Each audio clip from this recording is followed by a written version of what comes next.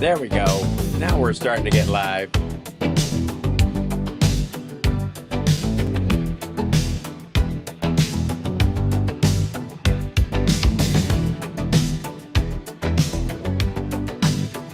All right, I saw some hearts on Substack. There we go. Hit those hearts. Thank you. Look at that. There we go. Look at that. It's easy. It's free. And Trucker John is rating us. Thank you, Trucker John. Appreciate it. I'll be up in a minute. Yes. Oh, yes. Hey. I don't know what happened to my astronaut, but he shouldn't have flown away like that, I don't think, personally. That's my feeling about it so much. There you go. How about a spaceship, though?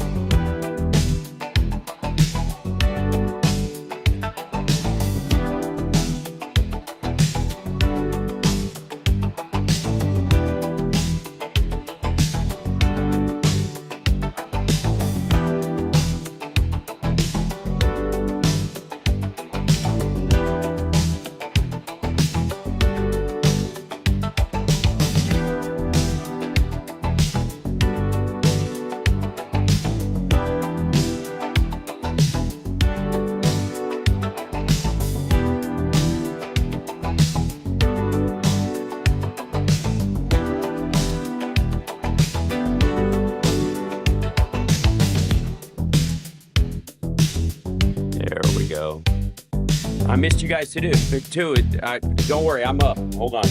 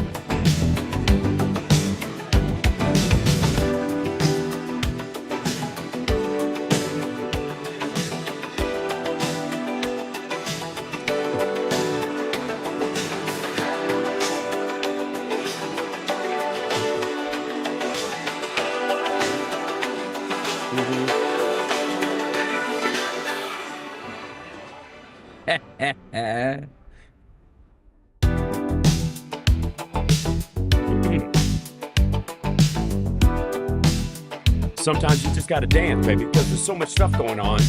There's just too much to handle. Oh, yes.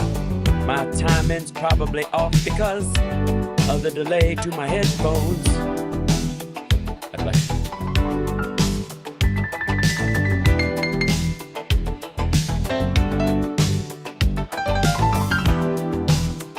I don't even know what key this song's in.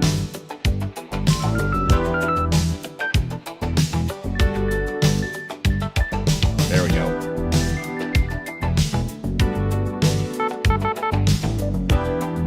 Yeah, I can't time that. Can't play anything in time when there's a delay.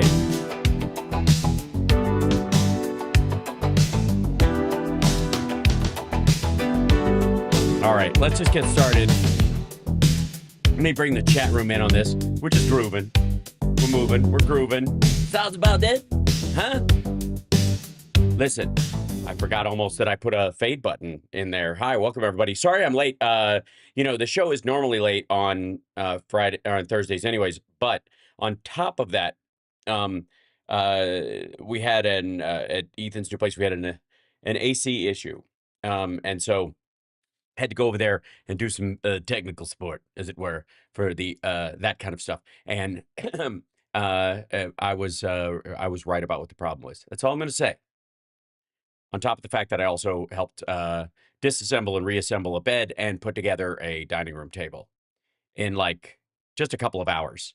I gotta say, I'm like, this is HalSparks Mega Worldwide, the greatest live stream in the history of live streams, and that I'm HalSparks, and I will be HalSparksing the rest of the evening and HalSparksing like no one else can HalSparks. But on top of that, I am king of the honeydew list.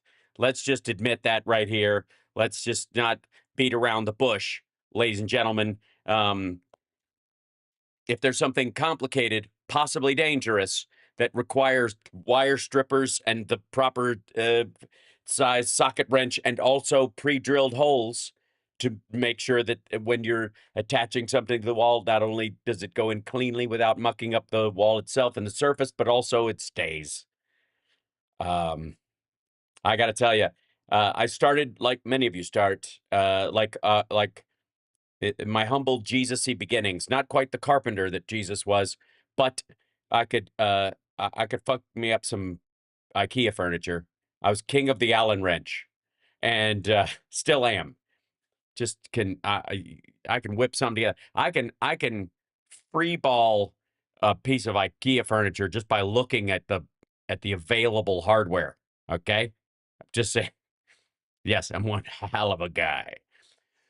So anyways, it's Las Vegas, so you cannot have the AC not working. That's all I'm saying. So it was a matter of just safety and love. So I had to go do that, and here I am. And let me tell you something. I feel like on some level I haven't missed much. Let me show you. This is I almost feel like remember this guy? Hold on. And by the way, chat room, don't forget, like, subscribe, give a thumbs up, support the show, patreon.com/HalSparks, Venmo, and then of course, super chats, always welcome. Great way to support the show, etc. By the way, Facebook is currently down because don't get me started. But we're on Substack and Instagram, so I feel like I'm making up for it. So if you're on either of those sites, just give me a thumbs up. Or actually, if you're on Instagram, I probably need an angry emoji from you or something like, I can't believe it. I'm horribly offended. Because that helps me in the algorithm more than excellent point. Well done, sir. Well played. And also, if you're on Twitch, throw around some bits, will you? If you watch on Twitch and you enjoy the emoji thing, if you have Amazon Prime, it won't cost you a dime to subscribe. I'm just saying, throwing that out there. I'm trying to get more of our side on Twitch to reach that particular audience, but also so that I can raid folks like Trucker John did coming into the show, and we can raid out that way. So hopefully we'll get everybody else on board. Don't put your eggs in one basket, kids. And the only advice I will give anybody about not doing a social media network is stay the fuck off of X and TikTok, because they are cesspools and they make money for terrible people. Why don't you wear just Xinjiang slave cotton while you're at it? All right, so here we go. Now let me show you. Remember Danny Bols? Dan Bols? We haven't seen Danny Bols in quite some time. Here's Danny Bols. That guy, this guy right here, that's Danny Bols. And Danny Bols is reacting like much of the right wing is reacting to the signal breach, the violation of our national security by the dipshit squad. And Danny Bols, you can almost track the what is this? Uh-oh, this might be something. Fuck me, it's something. Kind of arc of understanding in this by looking at Danny Bols. So Danny Bols, let me scroll this up for you so I can see it there. Danny Bols with Joe Hoff, leftist meltdown over signal snafu. By the way, snafu does not mean a mild mistake. Snafu, fuckwad, means situation normal, all fucked up. So everything's fucked up just like normal.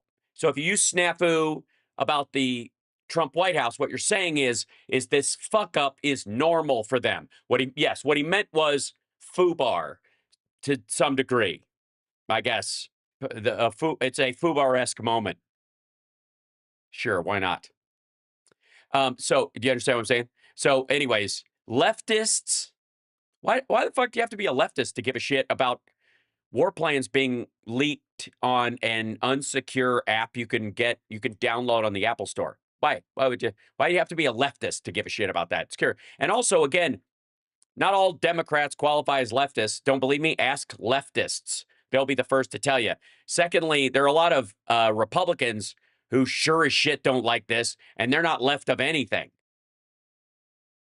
FUBAR, by the way, fucked up beyond all recognition. Just in case you know, snafu, situation normal, all fucked up. FUBAR, fucked up beyond all recognition. Now, a snafu bar is, I mean, yeah, I think you save that for Armageddon. Hashtag snafu bar. Situation normal, all fucked up beyond all recognition. Snap bar? Situation normal, fucked up beyond all recognition. I feel like it should have the snafu bar just rolls off the tongue better. Okay, so now so this is page 1. This is like three panels on it. Who out there in our chat room used to enjoy Garfield, maybe Bloom County, the 3-panel comics in the back of the newspaper? Were we ever so innocent as a people? Don't worry, it's coming back. Believe me, when AI takes over every job, the amount of leisure that will be available to people again will make us all look like a bunch of loungeabouts, and the Sunday New York Times read will be, a major social event. But in those 3 panels, always loved them. For a full disclosure, I collected Garfield comics, the collections that they would put together, and Bloom County. So those were my 2 ones. So yeah. Anyways, don't know what Doonesbury was often. There was often a parallel, there was almost like a fight between Doonesbury and Bloom County, like they were jockeying for position and style. Yeah. Peanuts, always great. Always great. Very innocent. Very lovely. Far Side, single frame, didn't qualify. I'm not including that. Family Circle and Far Side. Most of the Far Sides were single pane. Although there were strip Far Sides on occasion. I'll give you that. But yeah. So that said, consider this panel 1 is my point. This is panel 1. Leftists meltdown over signal snafu. Number 2. And that's, by the way, the 325-25, 326-25.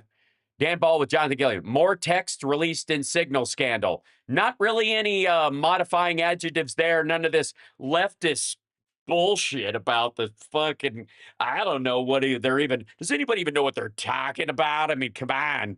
None of that, just like more text released in Signal scandal. I'm currently pooping. Just notice how they get real like base very quickly, just like just the facts, as it were. Just we don't really need to expound on this. Okay, we don't need to draw attention to this. Okay, it was a fuck up, maybe. Just the facts, ma'am. That's all we need. All right, so that's the second one. Here's the third one. Dan Ball with Rep Timber shit. Bossberg assigned to Signal case. That's the judge, I guess, that was assigned to look into this. It's wonderful. It's like an arc. Like, this is fucking nothing. These guys are flipping about some other stuff came out. That's not good. Oh, a judge has been assigned. Oh dear. Now, we could watch the sort of part of it, but I prefer to jump right in on the hubris when Danny Ball's or I think it's just single, right? Yeah, Dan Ball. He's a one nutter. Dan Bull. Nobody was texting war plans. You know how I know? He said nobody's texting war plans. Also, we're not at war with Yemen. We're just bombing them. Okay? So it's a bombing plan. Okay? So that's the big way around. They're all following Hegseth on this fucking hair-splitting political language bullshit. Which, by the way, can we just say to Dan Ball and all of his ilk everywhere. Hey, shut the fuck up about politicians and Washington and their disconnect and Main Street, and they don't know how life, and they don't talk like normal people or whatever. You're doing the same fucking thing, you weakling. Same thing. Same fucking thing. That's all you're doing right now. Well, I mean, technically, if you want to, obviously, these were not war plans. Neil. So let's see what a young Danny Balls before his innocence was stolen by battle plans being posted in a fucking chat group. Oh, really? We're gonna have an ad? 1 cup of it lowers blood sugar. I am not drinking anyone's urine. Right. No, I don't want a second cup either. I'm driving. Thank you very much. Joining me now, talk about the text messages, talk about the Trump response. Yeah, we're just talking about it. Calm the fuck down. We're all right. I know you guys are upset. Like, it's as if, you know, before our pilots flew over a dangerous area filled with anti-aircraft weaponry, somebody just blabbed about it in an unsecure chat room that was shared on personal devices. You know, and talk about who these lying pieces of you-know-what are over at that rag that I wouldn't wipe my rear end with, called the Atlantic. Okay, first of all, look, I don't mind the politispeak where you're kind of like digging a hole for Trump and then burying yourself in it. But can we stay away from the like poo-poo caca jokes without saying at least poo-poo caca? Can we at least just go, I wouldn't wipe my my hiney with a poo-poo caca with their kappa, whatever, with their shit rag. Just say shit rag, dummy, you weakling. Guy and his brother, they run the Gateway Pundit, my friend Joe Hoft. Hi, Joe.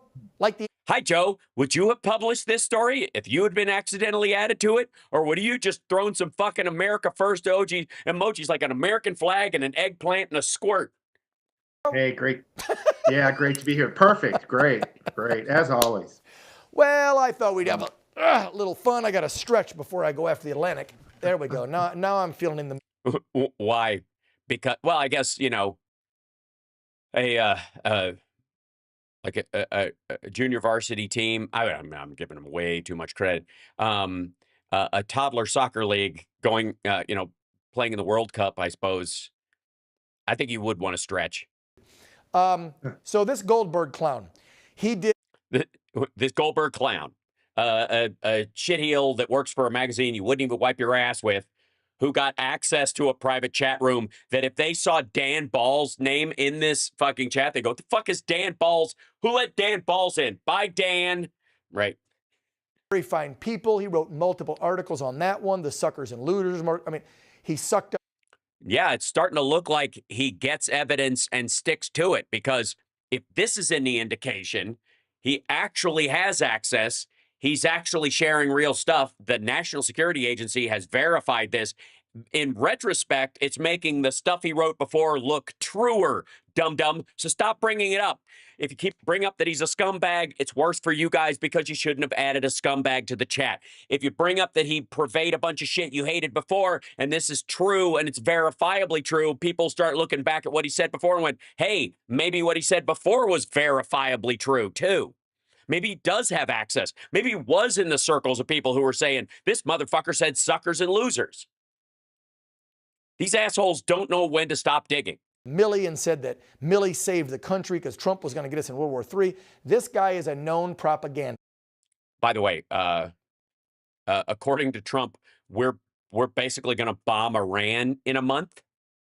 He sent him a 2-month deadline. We're a month into that. They basically said, fuck you. So again, I would tiptoe around the, he's not going to get us into World War III at all as well. I'm not excusing Joe. That it sounds like, what was it? Mike Waltz's staffer in... Yeah, I'm not excusing his staffer, whoever they are, probably fired already. Don't know who they are. And obviously, we all fire, we all have staff people that accidentally add people like this to chat rooms and stuff. It's obviously Mike Waltz didn't do it. Goldberg on this Signal chat. Yeah, and the CIA head and the DNI head and the SecDef and Waltz himself didn't notice. He was still in the chat, in the listed members of the chat the whole fucking time, which you can scroll down at the bottom and fucking see. On the app. Now, my question would be first and foremost, and maybe you found out from your connections in DC. Did Yeah, I mean, obviously connections in air quotes, because it's not like you have the kind of connections that allow you to get added to a Signal group. Please continue. staffer do it on accident or on purpose? Because we know some of these bureaucrats, just because they work for Republican members of the House, Senate, whatever it may be, some of these kids behind the scenes you can't trust. So this was a staffer. Walt said it was an accident. What are you hearing about the actual inclusion of Goldberg on the chat? Okay, great setup. So you still don't get it, do you, you dipshit? You never will, but just for the sake of all of us to be able to clarify the dunking points on this shitheel. Dan, Bull, over here, Mr. One Nut, listen. It doesn't look good that the head of the CIA and the National Security Advisor and the DNI can't spot people on their staff who are working for the other side or might subvert them by allowing a reporter in there. Do you understand how it makes them look more incompetent? If it's done on purpose by a staffer, and again, how ham-handed is this? If the kid's doing it on purpose, whoever this person is, they obviously, there's a whole fucking chain of how they got added, when the messages went out. It's right out in the open. So if they were trying to subvert the whole thing, they must have gone, oh, they'll fucking see this person. I'm going to add them, but just so they know it's in his phone, I'm just going to remind them, just, you shouldn't have these people in your phone, so I'll add them in there so they'll see it. Like, the only reason you would do it on purpose like that is so that they would notice that you could add them on purpose. Maybe you're trying to scare them off fucking Signal. Well, that's a great question. It certainly brings, that's the first question that, crosses your mind, like, how the heck did this happen? Right. Sure, yeah. I have an idea, though. Trump is a moron surrounded by fuck-ups. He's the mayor of fuck-up city. Mike Waltz, when Trump picked him, I was a bit leery. I think he's done a fine job to date, helping out with foreign policy. Yeah. I can't think of a single thing that's gone wrong via his office so far. I mean, besides accomplishing nothing until doing this, etc. And but we do know there's information about his wife being connected to the World Economic Forum. And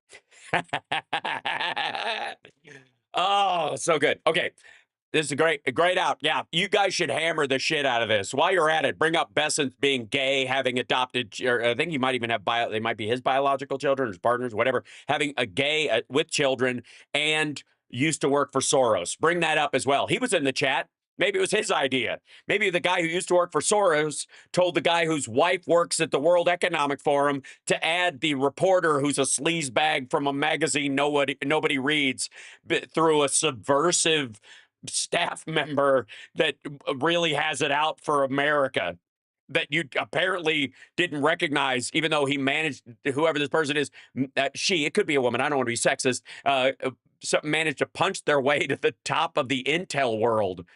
Fuck off. The Atlantic Council. So that was kind of, Oh, Atlantic Council.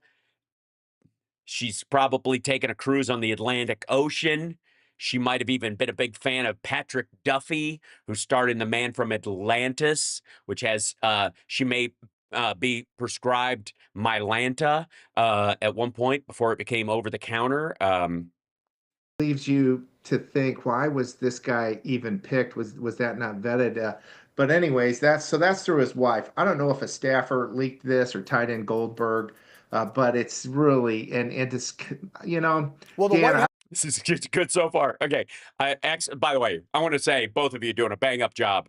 I feel much better about it. If I was a maggot, I would be completely, I'd feel like, whew, okay, I thought this was a scandal.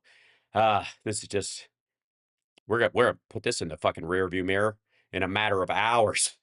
Did say, Joe, let me interrupt. The Yeah. White House did say it came from Mike's office, and then I believe his office claimed it was a staffer who included the phone number in the chat. It wasn't Mike himself. Yeah. Yeah. So, I mean, what do you expect? Do you expect in a private, like, group, including the vice president of the United States, the DNI, and everybody that it's you're not going to occasionally add a civvy to that, anyways? My whole point. All right, so let's put that aside. We'll put that on the shelf. Right. No, you can't put that on the shelf. Fish stinks from the head. Mike Waltz has to take responsibility for his fucking staff, or he doesn't. And you can't lay it off on a fucking nameless staffer because, again, that staffer, in adding that person, that's a crime if they did it on purpose. So they need to be brought up on charges, period. If you're insisting at all, fuck you, line stops, everybody drops their shit and takes 2 steps back. If that's true, that staffer subverted our national security by including a reporter in on this in the most ham-handed bullshit way possible. And apparently on the idea that, like, they'll never notice because they're all so fucking stupid. And so this person, if they did that on purpose, that's treason. But stop. Stop just throwing that. They probably did on purpose. You could never trust these kids. No, fuck you. If they did it on purpose, they got to go to jail for a long time. Secondly, this chat room allegedly initially was set up where they would not share top secret information. They were discussing, what would be effectively executive privilege level stuff that's not for public sharing, like the fact that J.D. Vance thinks Trump's a fucking moron and is too much of a chicken shit to tell him to his face, but alludes to it softly in signal groups. That's probably something you don't want to share with the public, but it doesn't qualify as top secret. Right? I think we can agree. Doesn't qualify as top secret. And then Pete Hegseth fucked it up for everybody and dropped top secret classified level material into the fucking chat and blew it. You blew it for everybody, Hegseth, you fuckwad. If you'd have just said the bombs are away, praise the Lord, hallelujah, like you're fucking Martin Sheen in the Dead Zone, you'd have gotten away with it, you shithead. But you had to cut and paste shit that you saw on the schedule of the bombing, and you took it on whatever device you were using, your desktop or whatever, and that clearly had both the secure and unsecure shit on the same device. You cut and fucking paste it. The idea that Pete Hegseth retyped that shit, which has to be a question when he's in front of Congress, because the only answer he can give is, I plead the fifth.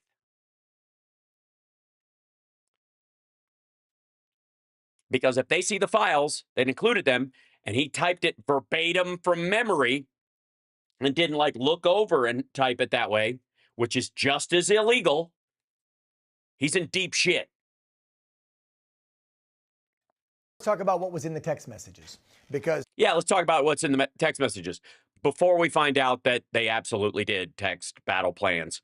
Dan Paul and all these assholes threw themselves under the bus for Pete Hegseth, somebody who they are jealous of and angry at because he was just a Sunday morning Fox host. This motherfucker's on every night of the week on this dipshit OAN channel, like the one anus network, the Orange Anus Network, that just kind of hangs like a prehensile tail that evolution should have gotten rid of a long time ago on the right-wing media monkey. It's just this fucking nub that just still sits there, but he works his ass off compared to fucking Hegseth. Pete, Tulsi, JD was in there, the VP. They all say, we didn't discuss anything classified or top secret. As a matter of fact. As a matter of fact, which turned out not to be a fact. We've got a couple of the messages that have already been released. A couple of them. Can I just say, I know I'm interrupting a lot tonight, but get used to the idea. Can I just say, if there's a story coming out about you, and they have access to your text messages, your emails, this thread in this particular case, anything even remotely like that. And they release 8 or 10 lines from it. And you have access to it. Maybe, just maybe, before you say, what's the big fucking deal? Nobody cares. Nothing happened. Maybe just open up your fucking phone and do that. Oh, shit. Oh, fuck me. Okay. God damn it. When was that? Oh, God, fuck you, dude. All right. New talking point, everybody. We're done. At least peruse the fucking thing. Yeah. Oh, Facebook is up again. Good. There's 3 of them here. So let me show you a few, folks, and then I'll get your take on this, Joe, because... By the way, you know, one nut here and everybody else on in that crowd, Greg Kelly, that crowd, they're all jumping on this. I fucking hate Europe. You hate Europe too, don't you? And because what they want to do is take this conversation and make it like that's the problem people have because leftists like, I don't know, the earth. As far as I'm concerned, they were talking it up, and then when they went to get specific, they moved over to a private skiff channel, which...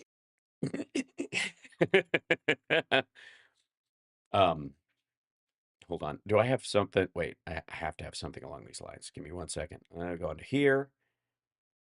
And what's the settings on this one?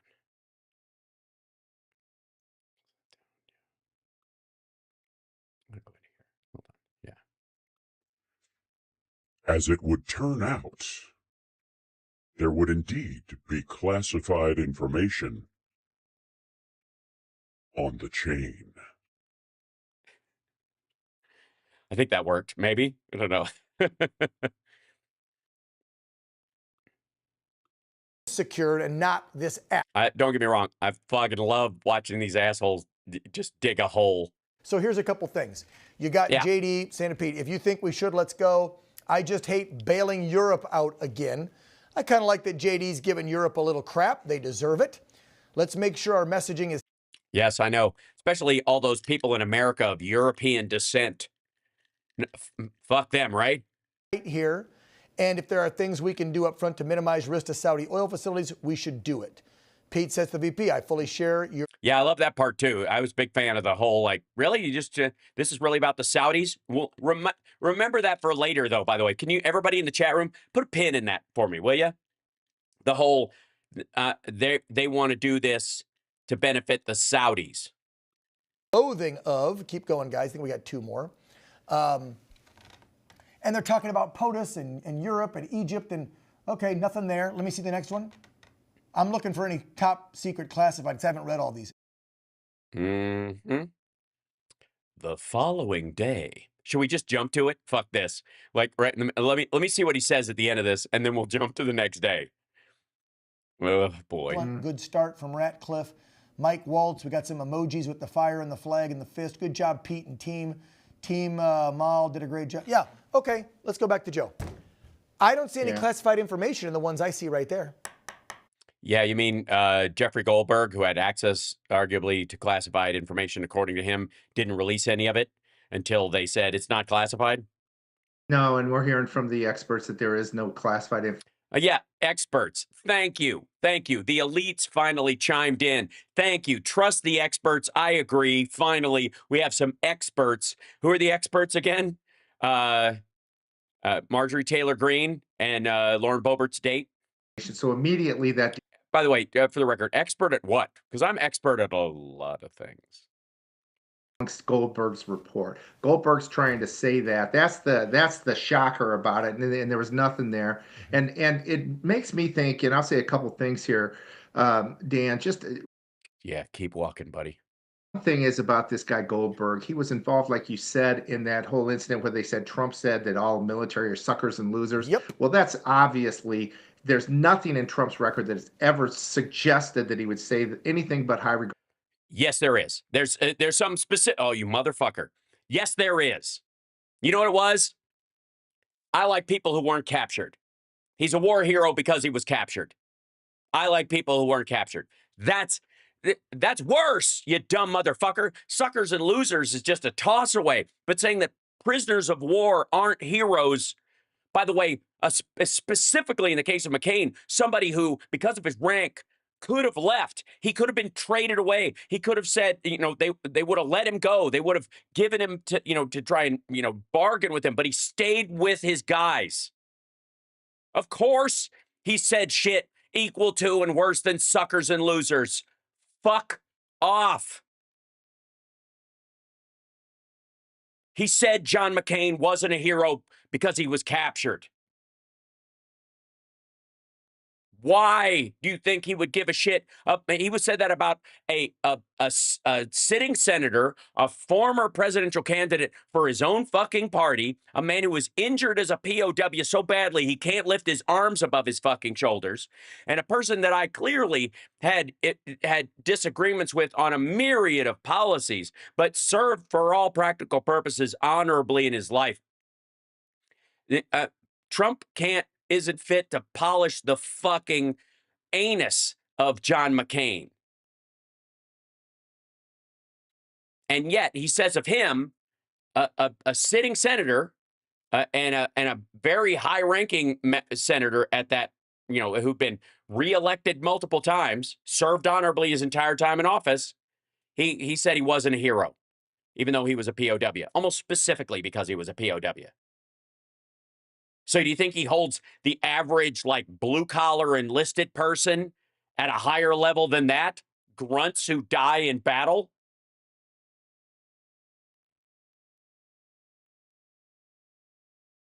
Of course he said equal shit. God damn.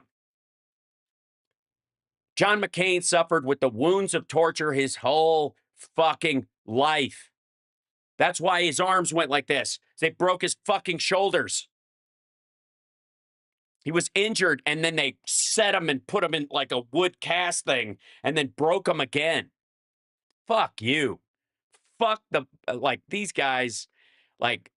How do you do that? How do you fucking, and honest to God, none of us take these assholes seriously. But I don't know the Joe Hoft from fucking Adam, and we've seen Dan Ball a few times on this show. But how do you stoop that fucking low that you defend a dude like Donald Trump who said that about a POW? Again, this is when these assholes throw around shit like Trump derangement syndrome, and I'm sure we have some maggots in the chat that think that I suffer from that. Let me tell you something. I don't need Trump derangement syndrome to hate that motherfucker. Just what he said about POWs, just what he said about John McCain is enough. But on top of that, he was friends with Jeffrey Epstein for a quarter fucking century. And the question I will always ask you, and I will continue to ask you, is how many years would it have taken you to figure out that Jeffrey Epstein was a pedophile? And I bet in your defense of your own ego, it's less than 25.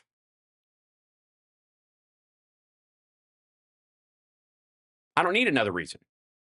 I don't like his policies, but that I can hate the policies of any Republican and talk about why I think these solutions won't work for these kind of problems, right? We can argue on a political level, but Trump is a fucking scumbag. He's an adjudicated rapist, and he was a buddy of Jeffrey Epstein's.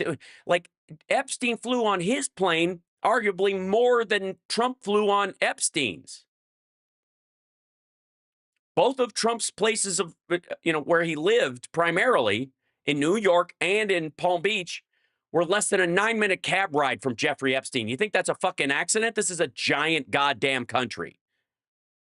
And most maggots, if you ask them, hey, if you had, you had Trump money and president protection, wouldn't you have a giant fucking ranch in Montana or something near NORAD? Instead of in the fucking landing path of Miami Airport. But then you'd have to live more than 9 minutes away from Jeffrey Epstein's hub.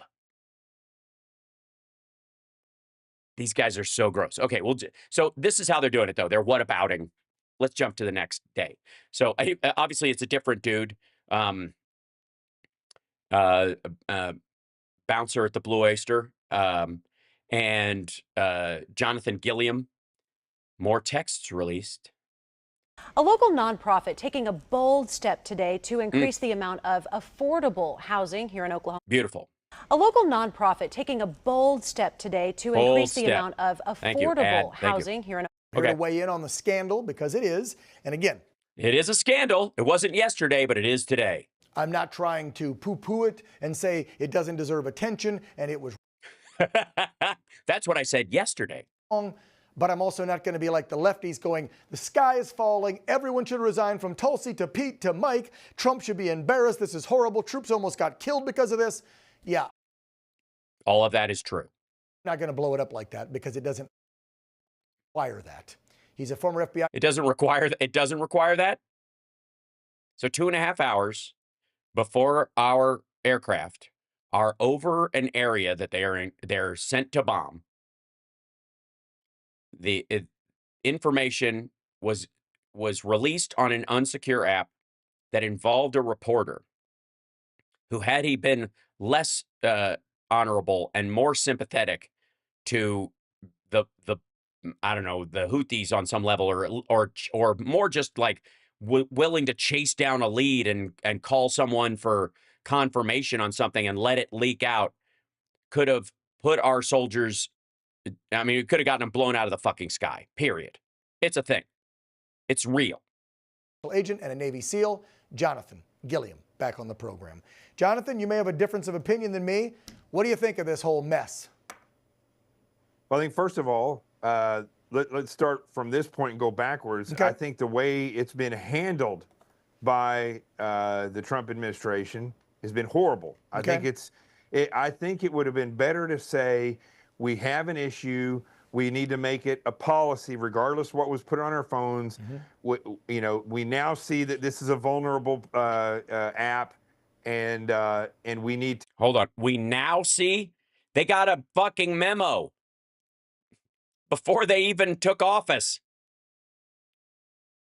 This is not a good sign. I got to tell you. The surface of my fucking cell phone does not scream national security. I don't care how much Apple says they honor privacy and the like. I agree on some level, right? That they're great at it. But the idea that Trump is pro TikTok and these motherfuckers are using their private phones to communicate is bad. Start tightening up our security. And then they could make the start. Yeah, start tightening it up. The Biden administration did this. We went. No, they did not. Nope. No. They were allowed to use Signal because of its encryption for non-classified and non intent to classify material, like scheduling with your family and shit like that, like the normal stuff that from a spy level you might not want out because if people know which grocery store you're going to and they wanted to destabilize the country, they could Seth Rich you or something like that. So better to talk in those areas. But it's not on the scale where you have to cover, everybody in the government who's a federal employee or in the administration has to cover every step that they take. It's just best practice. But they didn't disclose battle plans on there ever. Fucking ever. Long, and we shouldn't have. And now we're going to tighten it up. That's point. all they had to say. Good point. As far as the info, I mean, you've seen stuff. You were a Navy SEAL. Stuff. You've seen stuff. Classified. Right. You've seen top secret. You were an FBI agent, special agent. You've investigated. I'm sure you've seen classified and top secret stuff. I read the new ones that got dropped today by Goldberg. Some of it's very sensitive. Tulsi and the rest of them say, though, it's not classified. Do you agree that sensitive is different than classified material? Well, I don't see. I can guarantee you, Dan, if they went and pulled the papers that had the mission plans on it, those papers are classified, and any information that's on there that's classified is also classified. So, okay, I don't care that this guy is. First of all, thank you for your service, whoever you are. I don't know Jonathan Gilliam, but he seems an honorable guy backed into a corner because he's realizing he backed the wrong pony. But so far so good. And maybe that's why Danny Bull was like, "You'll disagree with me from the jump." I've got, the text that everybody else is seeing right here in front of me. Yep. And, it's talking about specific times, the type of aircraft that are going to launch, and then updates to follow. And it doesn't give specifics, but it is giving operational information on an open source encrypted civilian app. And anybody would get fired for that in the military. Anybody. It's not, this is not, there is only. No, Dan. Dan. No, sure. You can't just drop a fucking sure. Sure. After all the fucking Hillary Butter emails shit, right? All about yesterday's whole thing about lefties being lefties. No, you can't. Sure. Oh, sure. Fuck you, sure. That means that little like bitch fest you had at the top about the left's calling like everybody should step down and there should be an investigation and glurk. This guy is agreeing with me, with my crowd, with my representatives in the House and in the Senate, and with a good portion of your own fucking party's side that are going, hey, fuck this. That was bad. This is not something you just shrug off, ever. Sure. Pete should get fired, though, just because he's sec deaf, because this came out of Mike's office, and it wasn't Mike, it was an assistant. Hey, asshole. No, fucko. It's not that it came out of Mike's office. It didn't come out of Mike's office. Mike set up a chat and accidentally included this guy. Pete is the one who added the classified shit to the chat. The rest of it could be sensitive, and they could have argued. They could have had the rest of the conversation. But the minute Pete put this shit in there, everybody became complicit in a crime. Dumbass. So shouldn't the assistant be fired, and then maybe Mike falls on the sword and steps down, or does, I don't know. But the left's calling for everyone's head, like involved in the messaging. Right. They want Pete gone, Tulsi gone. Again, they didn't want to prove or confirm any of these people in the first place. Right. So President Trump does things unconventionally, right? And yeah. And there is there's an international convention on warfare, for example. I'd like to see him handle this. If I was advising President Trump, I'd say this is what veterans would want to see, which is what he should do. He should reprimand everybody that was on that chat, because these people run the agencies, and they're the ones who are going to be responsible ultimately for disciplining other people who have done the same thing or who do. All right, I take it back. Not only do I just blanketly respect this dude, I fucking love him. Yeah. Well, it's so weird. I feel uncomfortable that, like, to hear someone talking sense. It's almost like this guy's snuck into OAN the way Jeffrey Goldberg hacked his way into the Signal chat. Gotcha. And I think so. That needs to be shown, is that they are all being disciplined for taking part in high-level meetings, whatever classification was, high-level sensitive meetings information that would not be released to the public on a civilian app that is not approved. There's only one app that's approved from what I can see, and that's Microsoft Teams Government. And that is an app that they can use. And then there's other apps. Right. Which, by the way, they have. And it preserves all the conversations because of the legal requirements for it, unlike Signal. And on Signal, you can choose to either keep that conversation or you can scrub it when you're done. When you shut down the group, it just vanishes. They just had to notify all the Doge guys, too late, to preserve their Signal stuff. All their Signal chats. Hold on, I'll show you this. The irony, the fallout that's happening is much more, it is being felt everywhere except the people involved in this fucking chat. except the Signal group. The rest of them are all fucking tap dancing around this, and Trump is like running interference because of his own weak fucking ego. But in the meantime, everybody on the side is going, hey, buddy, the record-keeping instructions come amid fallout from the Signalgate scandal. White House reeling from the revelation that Defense Secretary Hegseth shared sensitive military attack plans. I would say top secret because they were before they happened. They're sensitive after the fact because maybe you could learn tactics and stuff from it after. But before, they're top secret.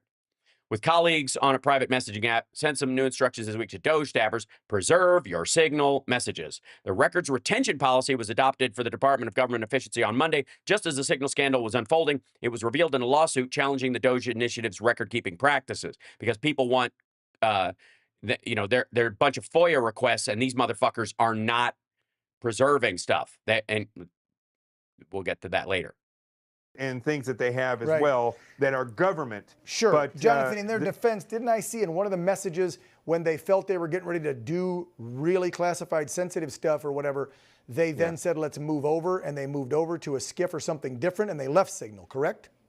I maybe, but here's the thing, Dan, is that the information that they did give out, if it did get out into the wrong hands, I mean, because we have this reporter there, if he pushed this out, this is the type of information that can cause political change in other countries so that they will modify what they do or change what they do. This is the president's cabinet that was meeting on this app. Right. And so when we see the way that this guy was chopped in, it's nefarious. I don't trust the guy. No, God, no. This is the fallback. He's nefarious and terrible. And the fucking NSA's office put him on the chat. So fuck you. Like, as bad as that person is, if you let him in, you're worse. If Jason Voorhees is outside the house, Jason Voorhees is a terrible, dangerous individual. No question. A serial killer with a ridiculous sense of style and clearly questionable personal hygiene. He's outside the house. Terrible, terrible person. It's bad enough that he exists. But whoever lets him into the house is responsible for everything he does once he gets in. Do you understand how that works? That you're actually worse because you know what he's going to do. You know who he is. If you think he's a scumbag or a danger or malicious or nefarious or evil, and you let him in, you are responsible personally for all that evil. You are, not them. If you let a pit bull into the nursery school, it's not the pit bull's fault anymore. And it certainly isn't the fault of the shaken babies. Rick Goldberg last night. You know his background. Yeah. I mean, the all guy the stuff wrote they a say book about him is true. The guy wrote a book All the stuff saying that General Milley saved the country and the Constitution from Trump. The guy perpetuated suckers and losers. The guy perpetuated very fine people. This guy is a leftist piece of shit. Now, here's my question. Wow. We moved past duty at this point. You can tell that Dan has just given up. Why did he release the material? If he thought this was so classified, sensitive, and could get people hurt. I don't know, read the article, asshole, like the rest of us did. Because Tulsi Gabbard, the CIA director, and Pete Hegseth all said it wasn't classified. They effectively declassified it under oath in front of Congress. A reprimand towards a journalist releasing classified, if it was classified information, because it was declassified by the hearing. It's arguably classified before that. I get that he got it by accident. It isn't like he went in and stole it from the government, but once he... Well, he got it by accident. An accident he did not cause. Received it, he should have reported it to the Trump administration. And then why would you want to publish all of it if this is so classified, if you're trying to help save lives? Again, I'm going to throw... Yeah. I've been a journalist 33 years. Now I'm an opinionated talk show host. If I got included... Yeah, because you were a shit journalist, I guess. Signal, because I do chat with members and different people on Signal, and I got sensitive info, I'm not going to publish it for the world to see immediately. Yeah, because you're a propagandist, dumb fuck. Contact the administration and go, somebody effed up and gave me this stuff on accident. Yeah. But I'm not going to... Right. That's why it's the fact that somebody like you would be at the idea that somebody like Dan Bull added to one of these groups, that he would even achieve the level where they would invite him, is fucking hilarious and pathetic and obviously not going to happen. But follow me on this. This should make it even worse, Dan, because you, in theory, are on their side. You would have responded when you heard this stuff by sending more like fucking eggplant emojis, asshole. They brought in a guy you said was a scumbag. Why do they have his number? Why didn't anybody double check? Did anybody say, hey, before Hegseth says we've got 100% OPSEC, operational security, he didn't at least check that everybody in the chat who's listening to it is supposed to fucking be there.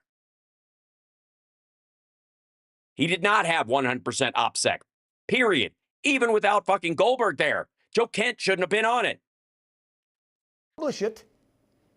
So here's where we get into criminality. If this was a conspiracy to get him in there on a chat, and we find that somebody else was responsible for on purposely putting him on that chat, then now that we've got two different problems. Right now we got a criminal issue where a guy basically and somebody else has maneuvered to get him into this chat room, which it skates legality, the information being released, all this stuff it's skating the legality of what. This is going very well. I don't envy this dude. It is hard to polish this turd. It can do, but we still have the other problem. I got it. Of the I got way it, that these people are Let being me bring sued. up two headlines and then get your take on this, okay? Yeah. The Atlantic, 8 years ago. Please bring this headline up, Chris. 8 years ago, The Atlantic praised the Signal app as the gold standard, okay, in 2017. There it is. This is The Atlantic, the same paper. Predictable. The Atlantic praised Signal app as the gold standard in 2017 and admitted Obama, Hillary, and Trump staffers all used it. Yeah, but not for top secret classified shit, and didn't bring in reporters accidentally. This is the same thing as like Hillary's server. Tell me one piece of top secret information that caused any damage to the United States the world over that was allegedly taken from her server, and you won't find it because her server was actually more secure than the State Department server at the time. It was a higher standard. Also, Signal is the gold standard. But it's not good for platinum level secrets. So let's see if we go. The Atlantic.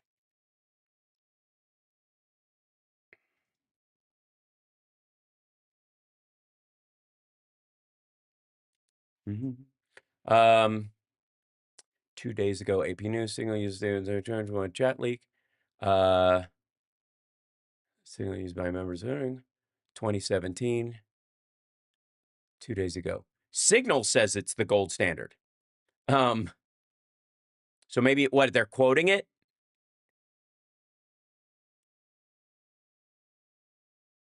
Yeah, Signal refers to themselves as the gold standard.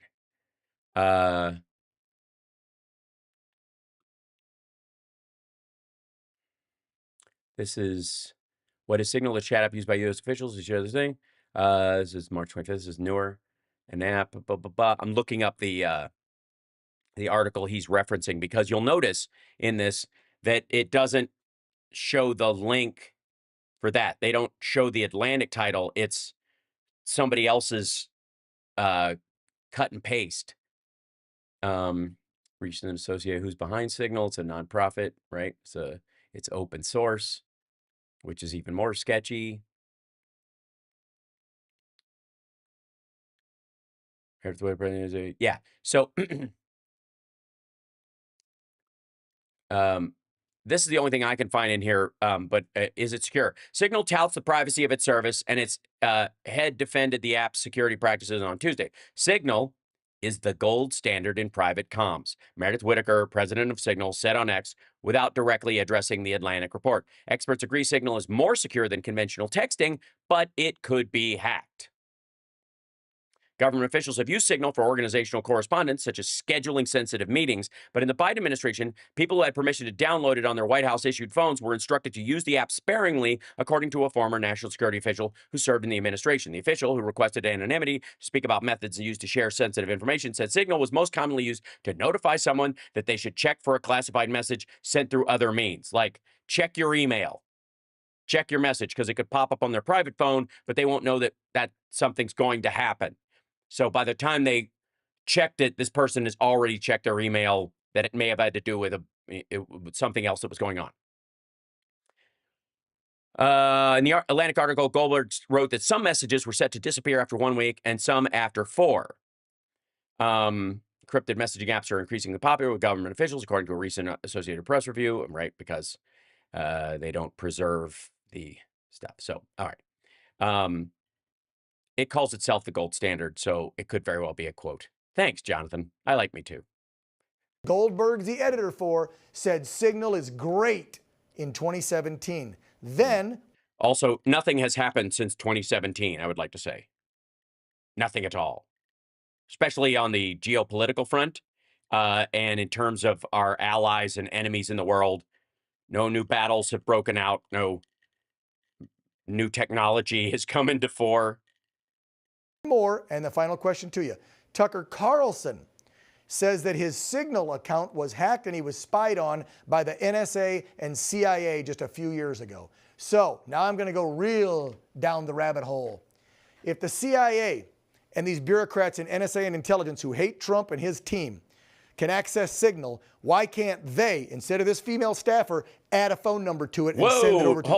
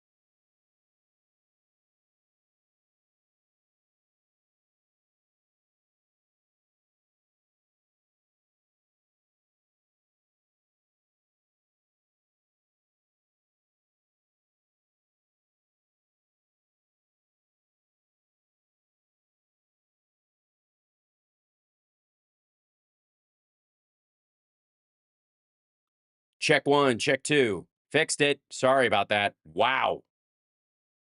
I don't even know what that was. I just looked over and the meter was just going, wah. I hope the noise wasn't painful. I don't even know what the noise was. Yikes. What were you doing? You crazy, crazy thing. This is what happens when the NSA starts messing with me and they hack my stuff, and I got to start using a VPN. Back up. Sorry, that was just odd. I don't know what that was. That was just ugly. All right, where were we? Just take a rest. We're okay. I'm gonna make sure. Hold on, I've got to check my audio to make sure stuff still works. God, sorry, I farted. Okay, hey, we're back. We're okay. So sorry. Yeah. Call me Snake. All right. Well, okay, we'll work out. The rest of the kinks later.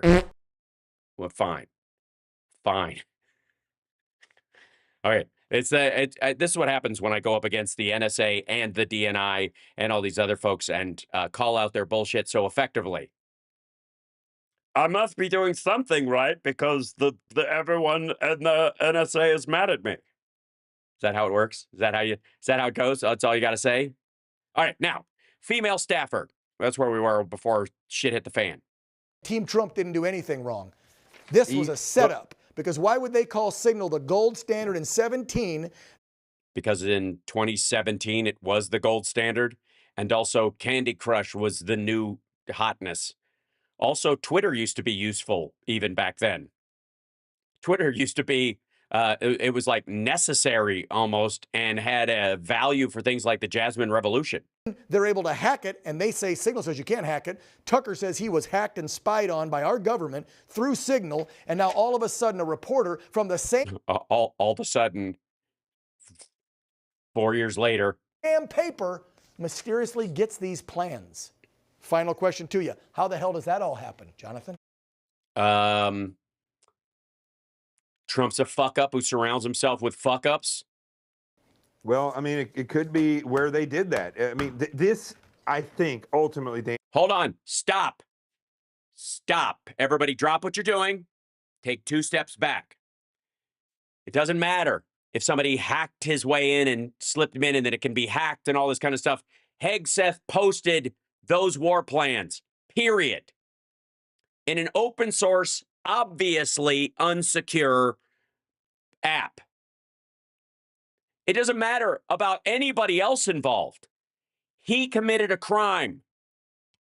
And everybody who stayed on the chat after that participated in that crime. It doesn't matter. If it's hackable, and oh my God, they were able to hack it, the NSA can hack it or whatever, then all of these assholes were fucking stupid for having this conversation on that hackable chat group, because they could have had it on the other chat group that was permissible, that was secure. They could have used that, because nothing they said on there wasn't for anybody else in the, they weren't hiding it from other people in the government unless they were worried that Trump would read some of the shit J.D. Vance was saying. But in that case, Trump doesn't read. Why bother? It doesn't matter if any of it's hackable. It doesn't matter if somebody nefariously put Jeffrey Goldberg in, or he walked in accidentally, or Mike Waltz fucked up and got him in. The crime, the actual crime, started when Hegseth posted the timing, the materials, and the weapon systems, and the direction of the attack before it happened in an unsecure, private, open source app. That's when the crime started and continued on after that. It was just dumb up to that point. It was just stupid. Hegseth is singularly responsible from taking this from stupid to fucking criminal. Sorry, let me rephrase. Hegseth is personally responsible for taking this from fucking stupid to fucking criminal. How about that? What this shows is why the administration has to be so careful in everything they do. So let's say the CIA does. Why weren't they? Part ownership of Signal, or they're doing something. Let's say that access. Let's say that other guy Goldberg was put in there and they planned this. Okay, all that stuff is nefarious, but that is what President Trump and his team are working against, and so they have to be smarter. They have to be better. Yeah, but in all fairness, they can't. They can't be smarter, or they would. They cannot be. You can't. They have hit a concrete fucking ceiling. They cannot even, not even a glass ceiling where they can look past the limitation. The limitation is there to fucking stay. They're not getting smarter, and they're not going to get more secure. They're going to stay egomaniacally weak and vulnerable. Pete Hegseth, all these guys, Mike Waltz. I love all these dudes, but man, this was amateur hour, and they are above this. No, they aren't. And look at Dan Balls. Yeah, amateur hour. Shit. How do I fucking amateur? Well, shit. How do I say this in a way that people don't understand that I wanted that job more than Pete Hegseth, and I think I deserve it because I'm. You think his ego's big and his fuck up capability is strong? I can. Well, all right. Whew. All right. 2 months in, this is a great. Why? Wait. Don't 2 months in, motherfucker, and then do Illuminati hand gesture. What's up? Lesson. Thank God the airstrikes were very successful. Nobody got hurt. I don't think it hurt any relations, except, JD bagging on Europe, which I kind of liked, saying they need to. And the president. Their own damn load. I'm getting tired of playing World Cop. You probably are too. That part I liked. Right? Yeah, I love JD saying I'm tired of doing it. Yeah. So let's not use Signal anymore, folks. And let's find out how in the hell a left-wing reporter got included on that, because I think it's great. Yes, I agree. Let's find out how a left-wing scumbag, the worst of the worst, they didn't accidentally let Jesse fucking Waters into this chat. It was intentional. Jonathan Gilliam. Dan, can I say one other thing real quick? Is that what you're doing is what the rest of the MAGA supporters, Trump supporters, we need to be able to criticize and say they did this wrong. And the administration needs to be able to say, yes, we did it wrong, and we're moving forward. If they do what they're doing now over and over, they're doing exactly what the left does. They're just spinning stuff, and it looks bad for them because these. And by them, I mean you, Dan. I mean you. This fucking, nonsensical, politispeak, managerial turd polishing you were doing at the top of the show has to stop, Dan. Save yourself. Experienced people as opposed to the left who are a bunch of. Right. Back to here. Okay. So, they were just wrapping that shit up at the end. Is there I guess the third cleanup is this one, but I don't know that it's this interested. Now the next, there are, that's one of the methodologies is we got to deal with this for real. Now, the other angle is this is nothing it'll blow over. This is just, people are getting caught up in this, but it really is. It's it's been called a nothing burger by, right-wing Congress people and all that kind of shit. In the meantime, they have brought out Jon Stewart's old buddy, Bill O'Reilly, out of ex-rapey deep freeze. And he's on this channel called The First, but they've been making him a guest on other shows too, kind of doing the defensive run around it instead of doing what that other guy was kind of pushing back on it and going, hey, just own up to it. O'Reilly's been pushing this idea that it's nothing to worry about. It'll blow over. It's nothing. And this is literally the title of his video. It's time to move on from the Signal leak story. No, you're not allowed. I won't allow it. Unless you want to move on to the fact that the Jeffrey Epstein files have not been released yet.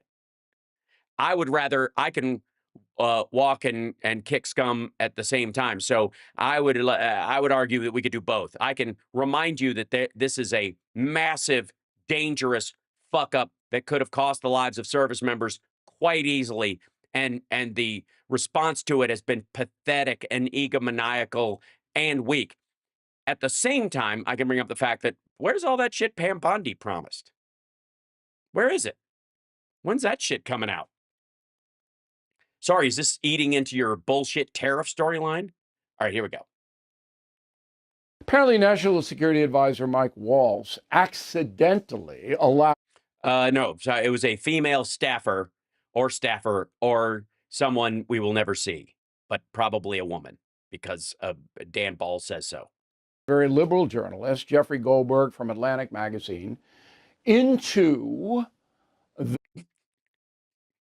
I love being caught up on something that everybody fucking knows by somebody who's trying to seem informed on it, but is also trying to punt.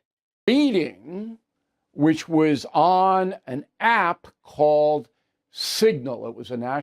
I guess maybe what do? You got a 4-minute segment. You just take as long as you possibly can saying the details, and then everyone will get bored and stop watching by the time you have to say the uncomfortable part. Security meeting, as you probably know, discussing how to attack the. This is my condescending tone. Your Honor, I have no idea what this woman is talking about. I paid her $33 million so that she would not go to the police about multiple sexual assaults, but that is all. I don't know why she wants that unsealed now of all, you know, that's his tone that he uses in those situations. Terrorists in Yemen. So there were dials made, people got on the thread. Yeah, there were dials made. Great. Thank you. Welcome to Boomer Tech Talk, starring Bill O'Reilly. And one of them was Jeffrey Goldberg. And nobody. What was Jeffrey Goldberg? You know, it just was. Because it was a mistake made by Waltz. Or was it? Sorry. That's my bad. Should like, or was it? I should have thunder. Or was it? No, that's terrible. Or I'll get there. Or was it? That's better. Okay. There are unanswered questions here. How? Yeah. It's always a good sign when you're making that kind of face accidentally when you're trying to downplay a story. That's your downplaying face there, Bill.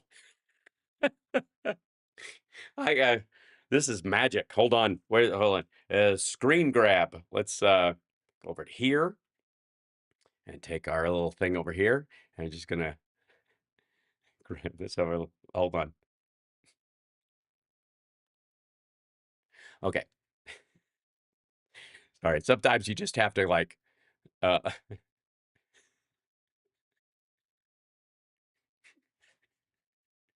What could they possibly be seeing off camera? Tune in later and find out on a very special episode of Little House.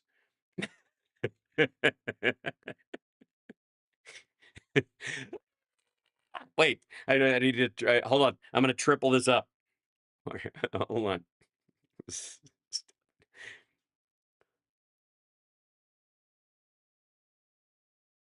All right, there we go. And then and then we open this up. Hold on. And give me a second. Shit. Grab the end of the handle, asshole. Okay, there we go.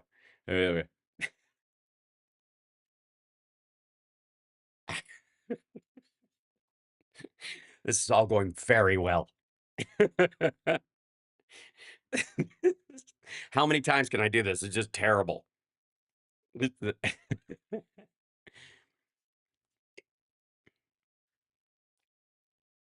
right. That's it. That's the last one. Oh, I didn't do it fast enough. Son of a bitch. Okay, hold on. I gotta hold it till the end.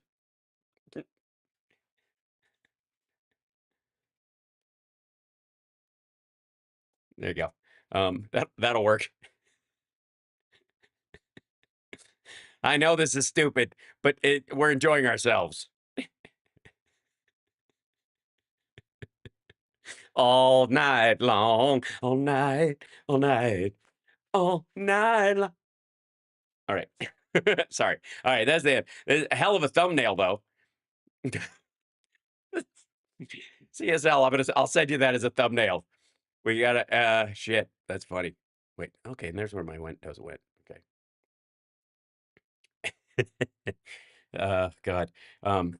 Where's the I'll open it. I'm gonna send it in the Discord right now. I'll throw that one in there. Give me 1 second. Let go, you bastard. You got a sticky mouse. All right. Done. Share. That's good. Okay.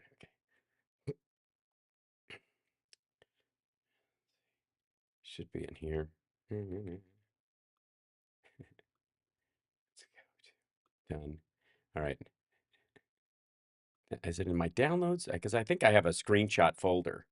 I mean, you should, shouldn't you? Documents. Let's go to screenshots real quick.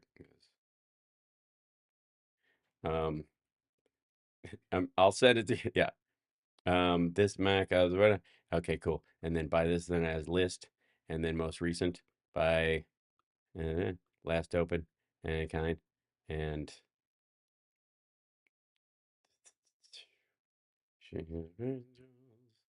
let's go in this Mac and whatever. I'm gonna find it. I don't care. I'll take as long as I fucking want.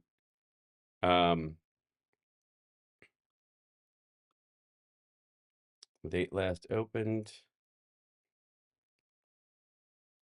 I gotta open it down like that.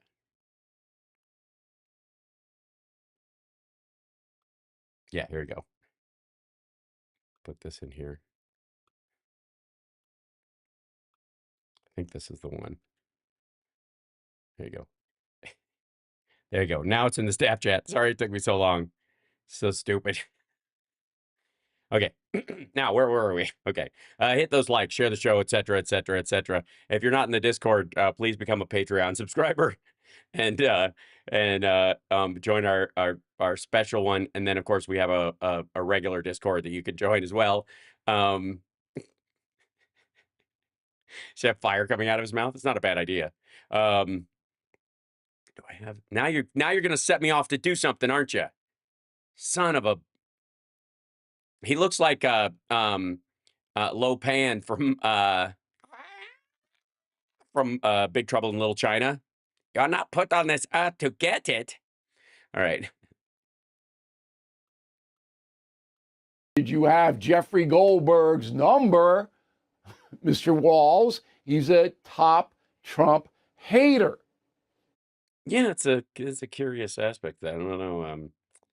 Never really occurred to me to bring that point up. That should be answered. And Goldberg himself should answer some questions to the FBI. I don't know why Kash Patel hasn't dispatched FBI agents to talk. I have a good idea. I think I know. I mean, I don't know exactly why, but I have a pretty good idea. I'm fairly certain. I have a couple ideas. One is because the NSA and everybody else has told him not to. Because if the FBI looks into it, that's under the DOJ, and then that's how the criminal prosecution path starts. So if he's looking into it and he discovers, oh shit, Mike Waltz actually did add him to the chat, then Mike's even in worse trouble because he facilitated the crime that Hegseth carried out later. And if they were talking, you know, offline elsewhere, you could draw an inference at the very least that they meant to do it. About how this all happened. It's national security. Maybe it has happened and the press doesn't know about it. I certainly don't. Well, yeah, I guess so maybe because previously the press hadn't been invited to know about it. The way it's kind of funny how the press found this out. I mean, it's you know, I don't know if you know, but there was actually a member of the press that was invited in. Fuckhead. About it, but it should happen. Yeah, but type of hammer. Goldberg should be interviewed by FBI agents. Yeah. And he'll go read the article. I would love to testify how Mike Waltz personally invited me. Right? Right? I'm right. I'm right. Yes, right. Yes, right. And it should be referred up the chain to Pam Bondi, and she should assign a special prosecutor to it. And Trump should start talking about preemptive pardons for Pete Hegseth. Okay. Now, Okay. Waltz was on TV last night. Laura Ingraham, Fox News, roll the tape. Right? You got somebody else's number on someone else's contact. So, of course, I didn't see this loser. Of course, nobody saw this loser that was in the chat the whole fucking time. The group. It looked like someone else. By the way, hit the like. I think I've earned it tonight. I really, really do. Whether he did it deliberately or it happened in some other technical mean is something we're trying to figure out. So you're bullshit detector engage. A staffer did not put his contact information. No, but how did it end up in your Well, that's phone? what we're trying to. That's what we're trying to. So it's not a staffer, male or female. So fuck you, Dan Ball, you lying piece of shit. Figure out. Okay, but that's a pretty big problem. That is what. If there That's are numbers, what we've got the best technical minds, right? That's disturbing. And that's where I mean. I'm sorry. Who? Did you call people at Apple? Sure, everybody out there has had a contact where it was said one person and then a different phone number. No. No. And I certainly didn't add them to a top secret fucking discussion when they shouldn't have been in the first place, no matter what their fucking name was. It had nothing to do with it. His fucking name, it's got his initials. It's got it's him. Not me, because I don't do that. Oh, that's because you have a coal-fired phone. I have a serious conversation. It's on a hard line. Because when I don't, it costs me $33 million in sexual assault hush money. Condescending tone, look down. Where if you tap a hard line, it's a felony. Mm-hmm. Tap that. Or unless you have a warrant, obviously. I don't do Signal. I don't know what Signal is. Well, I'm glad you're reporting on it. Thank God. We were all looking for, an expert to go to in this situation who could explain all the nuances of this story. And I'm glad you got a giant blind spot, Captain Boomer. Fucking hell. And also, yeah, you do. If you don't know, you didn't know before, here's how you answer this question. If you didn't know what it was before, you do now. So just say that. Before this story, I didn't even know what Signal was. Now I know what it is, and I wouldn't use it personally because of what I've studied up on. I'm a fast learner. Yeah, that's right. His problem is he doesn't know that we don't use hard lines or landlines. We use airlines because this is how we keep a secret. Is we use an airline. Wait for the next one to go over. our national security people should be using it either. Okay? Our national security people should not be using this thing I know nothing about.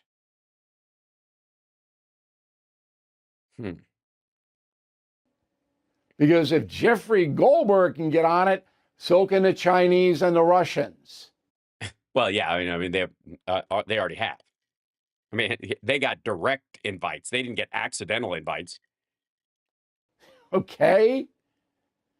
But another way you can tell the story's working. This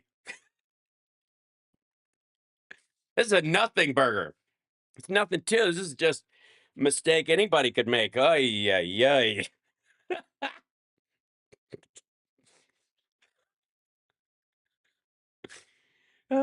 the way, Bill O'Reilly is a terrible man.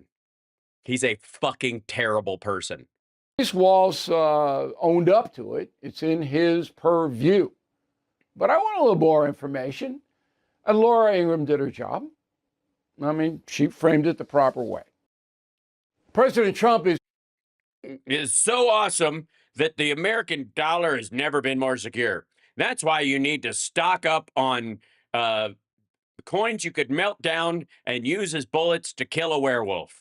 I'm Bill O'Reilly for Universal Monster Hunters Incorporated. Oh, look. And you could get... Jesus. to watch the full Whoa. 3-2. Anytime on BillO'Reilly.com, the nose... Jesus. 65532. Fuck. Who? Thank you for watching the No Spin. Oh, my God. So this is what Carrie Lake looks like without the filter. To watch the full episode anytime on Bill O'Reilly. Good Lord, man. Take a nap.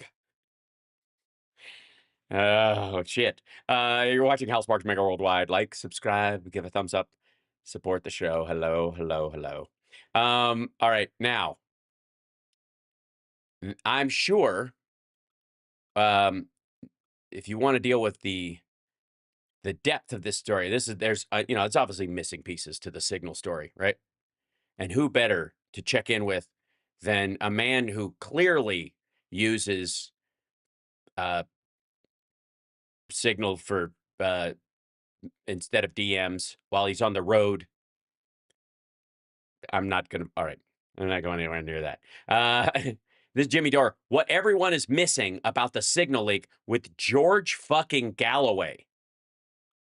11th, right? That's it. He beginning in 1987 until 2003, when he was expelled from the party by Tony Blair over the Iraq War. He describes himself as Britain's most outstanding political figure and is currently a prominent columnist, author, and the host of the mother of all talk shows on YouTube. Please welcome back to the show, George Galloway. George Galloway. George Galloway. It's hard not to, I guess, what happens? You see his hat and you start talking like a blues musician from the 50s. George Galloway, coming up playing on a trumpet for us.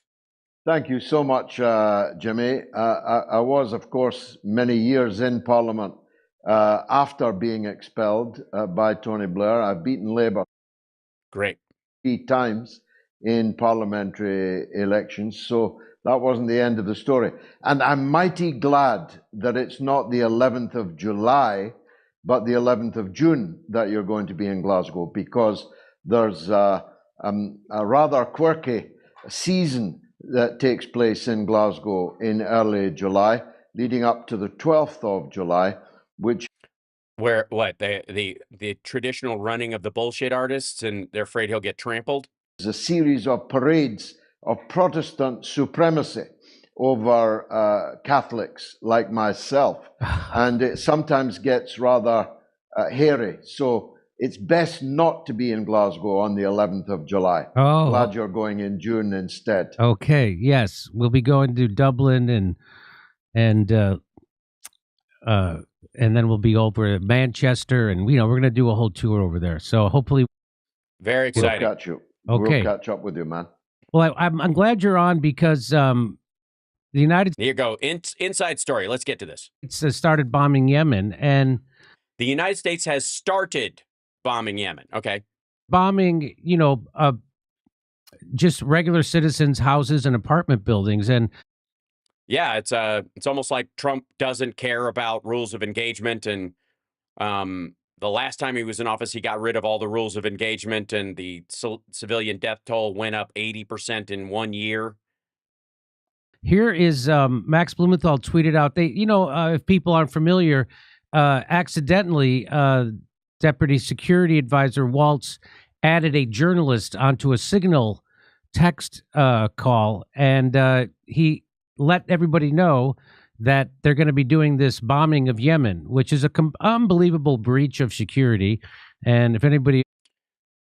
Okay, does anybody think he understands the pronouns mix-up that he's doing there and when this happened? And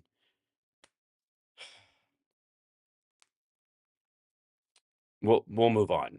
We don't need to get clogged up on that. They want to lock him up and put him in prison. Tulsi Gabbard just tweeted out she's going to do that. But, of course, we're going to overlook it.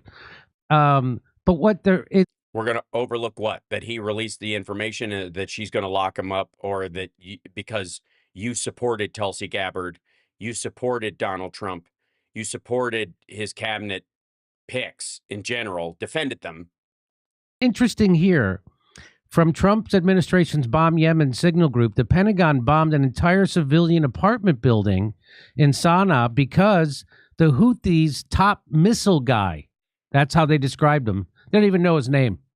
They call him the top missile guy, was supposedly visiting his girlfriend there, according to Waltz, and now dozens of civilians are dead. Here it is. So the Mike Waltz says, yeah, it's almost like a bunch of us told you that Trump was a fucking monster and he doesn't care about civilian casualties. And yeah. What? Hey, here, I got a good idea. Do Gaza now. How much better for Palestinians is Trump in Gaza? President, building collapse, had multiple positive ID, and it's an amazing job. J.D. Vance says, what? Like he doesn't know anything about it. No, he says what? Because he doesn't understand that wasn't who was in the building. And Walt says, typing too fast. The first target, their top missile guy. We had positive ID of him walking into his girlfriend's building, and it's now collapsed. J.D. Vance then flips and says, oh, I guess that's excellent. I like how he goes from not knowing anything that's happening to celebrating more civilian deaths at the blink of an eye. I like retroactively looking at your support for Trump and your attacks on Harris and Biden as if they were the monsters in this situation when this would not have happened. I mean, you say, Jimmy, that he had the people. Let me be abundantly clear. The people who were in that building, even if the missileer was in there and he was one of our targets, those people would not have died if Harris was president, because they would have picked better opportunities to kill him where he was away from that, if they had to even kill him at all, instead of just bombing the sites themselves. You're not much of a missileer if you don't have any fucking missiles. So while this asshole was shitting on the Biden administration for hitting missile sites while they were firing those missiles, again, not at Israeli ships or Israeli-aligned ships or, protesting on behalf of the Palestinians, they were boarding and stealing Russian and fucking Chinese ships. They had kidnapped Chinese fucking, like the entire crew of a Chinese-laden ship is still in captivity in Yemen. They're still there. the journalist number, but actually it was just sucked in, which is the new alibi for every adulterer in the country. Your wife finds a strange woman's number on your phone. Well, it just got sucked in there. You didn't put it in. Oh, it is. Okay. That would have been a joke if anyone else in the world had told it. Astounding security breaches, as you say, but the most disturbing thing is that you allude to, that the murder of scores of people, in entirely innocent people, in an apartment building which was reduced to rubble, is greeted by fist bumps and high fives and stars and stripes emojis from some of the top people in the country. From no, not in the country. Fuck you. These are not the top people in my country. They're the top people in this administration. That doesn't make them the top people in the fucking country. Important distinction. Secondly, Democrats have been up in arms about this shit and raising hell about it, while Republicans are trying to find ways to cover for it. So stop acting like it's like, well, people in the country. They're just people. They're in the country. Some are of one side and the other, but really it's an American problem. Fuck you. We voted against it. The top officials in the country. Nobody stops for a second to think how many innocents lost their lives in that. And then, of course, there's the inherently unlikely idea. Yeah, that's also partly because Jimmy Dore spent the better part of 2 years guaranteeing Trump could get in, using every opportunity to vilify to a level of like evil the the Biden administration and therefore Harris and downplay any any misgivings people would have about Trump and portray him as a hero for free speech and all kinds of bullshit. So you bear responsibility for it. The uncommitted, that crowd, fuck you. Same thing. We weren't playing around. The lesser of two evils nonsense is a bunch of bullshit.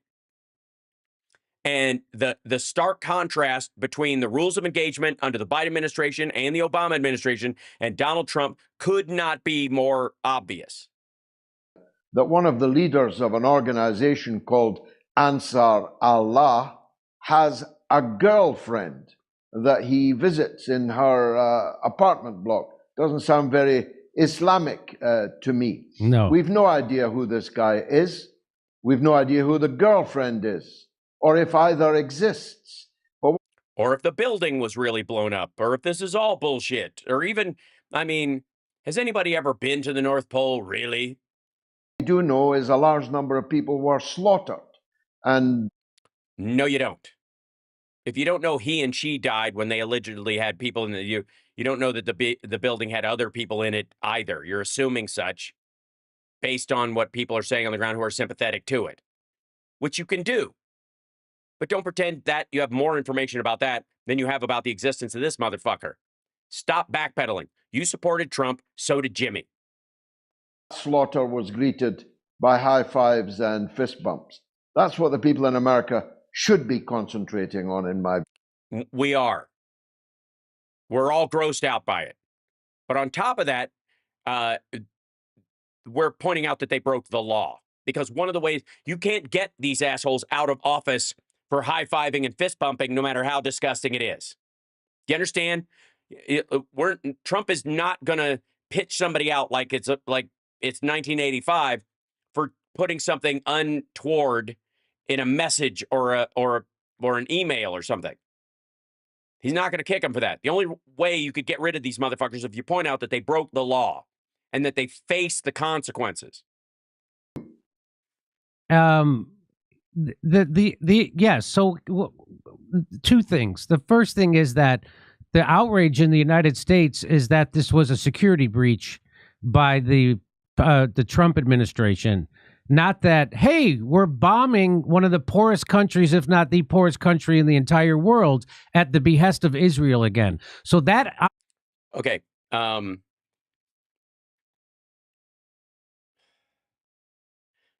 Waco was not a rich county, not a rich town compared to Houston or Dallas. Just pointing out this is a dumb argument. The poverty of the country and the civilians in the country overall is not reflective on what the Houthis have access to as far as military equipment. And if anything, the fact that they have anti-aircraft missiles and their people are starving points to the fact that they might be evil to start with, just for the record. If you're going to bitch about how we have so much money for defense, but we don't pay for fucking schools, then you can say the same thing should apply to other countries. So stop trying to whitewash the fucking Houthis. They give, Jesus Christ. I mean, Jimmy, you want to see the Houthis and why probably Jimmy is so quick to defend the Houthis?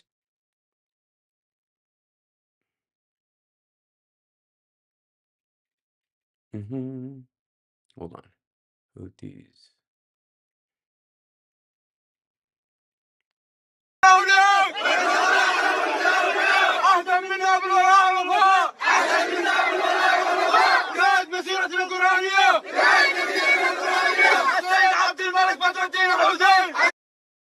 Yeah. Houthi soldiers, kids. Death to America, death to the Jews. They're the Hitler was right crowd. This is why Jimmy's upset. This is why you're not allowed to attack these guys. These guys are not even doing like the soft Roman salute where it's off to a fucking corner where they're like waving over here or so, hand to the heart way over that way. I'm not even going to fucking mime this. This is why Jimmy is sympathetic to these guys. Yeah, they're Roman. Yeah, I think so. I'm pretty sure. Yeah. Yeah. The Houthis are, again, not only are they enriching themselves in the back of other Yemenis, but they spend all the money on weapons, not to, by the way, hit Israeli ships and shit like that. They've been largely they're just fucking pirates for all practical purposes. They're using the Israeli-Palestinian conflict as cover for some of their shit, but they're basically just stealing shipping containers and murdering the people on the boats or holding them for fucking ransom.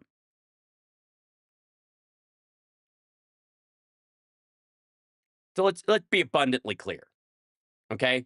You don't have to like that we're bombing, Yemen in general, and you certainly, the Biden administration took the terrorist classification off of these fucking guys so that foreign aid groups could bring food into the people, the Yemenis in the Houthi areas. That's why they did it. And Donald Trump, first thing he came back in is designated them as terrorists and started fucking bombing everybody in the Houthi controlled areas. Because if you live in a Houthi controlled area, you're no longer a Yemeni citizen. You are in and with the Houthis. If you don't bail the fuck out, if you're not a refugee running to the north of the country, if you still live in your home or you're a tribe that lives out in the edges of this area, you're on the hook for what these motherfuckers do.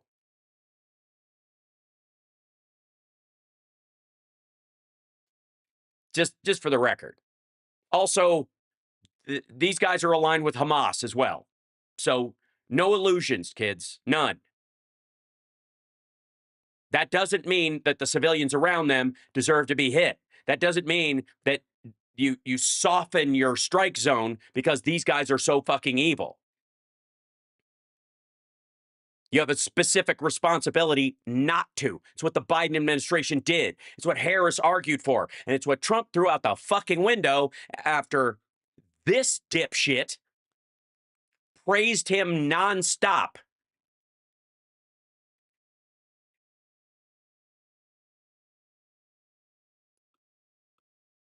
Doesn't make it to CNN or MSNBC or Fox News. So nobody in the country even thinks about it for a second, except for the people who watch the show now. No. Sorry. That's not true. All of us who voted for Harris thought about it. It was one of the prime reasons why we voted for Biden instead of Trump back then, and why we're voting for Harris this time around. Because one of the major differences between her and Trump, beyond the ability to put together a coherent sentence, was the idea that she would have a more refined rules of engagement and Trump would have none. That she was actually going to be more selective than even Biden was. And Trump just threw it out the fucking window. And this dude could not fillet that motherfucker fast enough. That's the first thing. Let's just file this under I told you so, I guess. Nobody cares that even though Trump ran 3 times as a non-interventionist and said we should get the hell out of the Middle East, he's back bombing the poorest country. By the way, yeah, we do. No, not nobody. I mean, unless this is self-deprecating humor on Jimmy's part. No, we care. You don't. Because in another week, he'll be back to sucking up to Elon Musk and inflating Trump as a real hero and all this kind of stuff, and it'll be a fucking wash. Biden bombed the hell out of them, dropped thousand bombing raids on Yemen at the behest of Saudi Arabia and Israel. And here we are now. Trump is doing it at the behest of Saudi Arabia and Israel. Hang on to that for a second. That's of Benjamin Netanyahu and the Zionists, and nobody cares about it. No objection whatsoever. Because okay, on behalf of Benjamin Netanyahu and the Zionists, that's why we're hitting the Houthis. No, we're not. The Houthis aren't even Hezbollah or even Hamas or the Palestinian Authority or the Islamic State in Gaza. These are the attacks on the Houthis are entirely based on the idea that they are shutting down trade in this area. They are hijacking and bombing and firing missiles at ships in the area. And this idea that they're doing it just to Israeli ships is fucking dumb because, again, they have Chinese citizens held hostage right fucking now. They've had them for like a year. This has ironically, if you buy their PR campaign, you might think it has something to do with Gaza and Israel. It fucking doesn't. Or they would only fire on Israeli ships or on countries support like U.S. ships and certain European ships that are directly supporting Israel. They would pick and choose. So far, they haven't. So far, they've fired largely on Russian and Chinese ships who are on the side of the Houthis in a lot of cases. It's so fucking weird. AIPAC runs this country, and not AIPAC runs this country, which is why we're bombing the Houthis because of 43% of trade in that area passing through the. Yeah. Second point I'd like to make is that I was told wait a minute. Sorry, he's quoting his own tweets now. I guess that's progress. We're used to him just reading other people's shit, and although I would argue that he probably took this from someone. It's probably, we're going to find out later, this was a cut and paste. Were better than Muslims because the Muslims are fanatics whose religion told them to kill innocent children and women for God. Well, what's our excuse? Oh, yeah, we're the good guys because we're going after terrorists. LOL. America is the world's terrorist. Okay, so this is his quote point. Okay, this. LOL, nice touch. The primary one is the illusion that the Trump administration view themselves as Christians when they are absolutely fucking not. And there are people within the administration who are not Christian at all. And there are tons of Republicans who aren't. I would argue that all those Arabs for Trump, remember that crowd who've changed their names to Arabs for Peace all of a sudden to fucking hide? Remember those guys? They're Muslims and they're for this. Again, this is one of those lazy dodges because like America's a Judeo-Christian country, so therefore hypocrisy in this particular hit, just to cover in the abstract that this asshole did not support Trump during the campaign at every goddamn turn. I've explained no other terrorist group's body count even comes close to the United States. We killed 1 million people in Iraq. We killed again a declared war, and we were against it. Honest to God, we were all protesting it. I never saw Jimmy Dore at any of the LA protests. I will assume he was there. Those people in Libya, 20 years in Afghanistan, Syria. Sorry. So we were terrorizing the Taliban in Afghanistan is the idea. And Somalia, it's never ending. Nobody comes close. We make sorry, it's never ending. I thought you voted for Trump because he was going to end all the endless wars. And ISIS look like Boy Scouts when it comes to our terrorism. And Jackson Hinkle, who I'm well, that's only because we kill other people, and you pay attention when we do that. They kill their own, and you don't care about that. Same thing with like Sudan. This motherfucker doesn't care about Sudan because there's no Jews involved. Familiar with Jackson? Now, yes, Jackson Hinkle, one of our favorite anti-Semites, who is not in any way above using a tragedy like this to, I guess, point the finger at Israel. He's actually there in Yemen, and he launched this report. Well, I guess it's easy when you've got Wagner Group mercs covering for you, when you've got their protection. Weird. Here in Yemen, specifically at the location in Sana'a, which was bombed by the United States late last night. Show it. We're all living very close by. And this attack by the United States, it killed 5 people. 14 individuals were injured. This is a civilian zone. There were civilians walking around who were killed. Okay. Why the hell are our taxpayer dollars being used to kill civilians? Because Trump voters voted for it.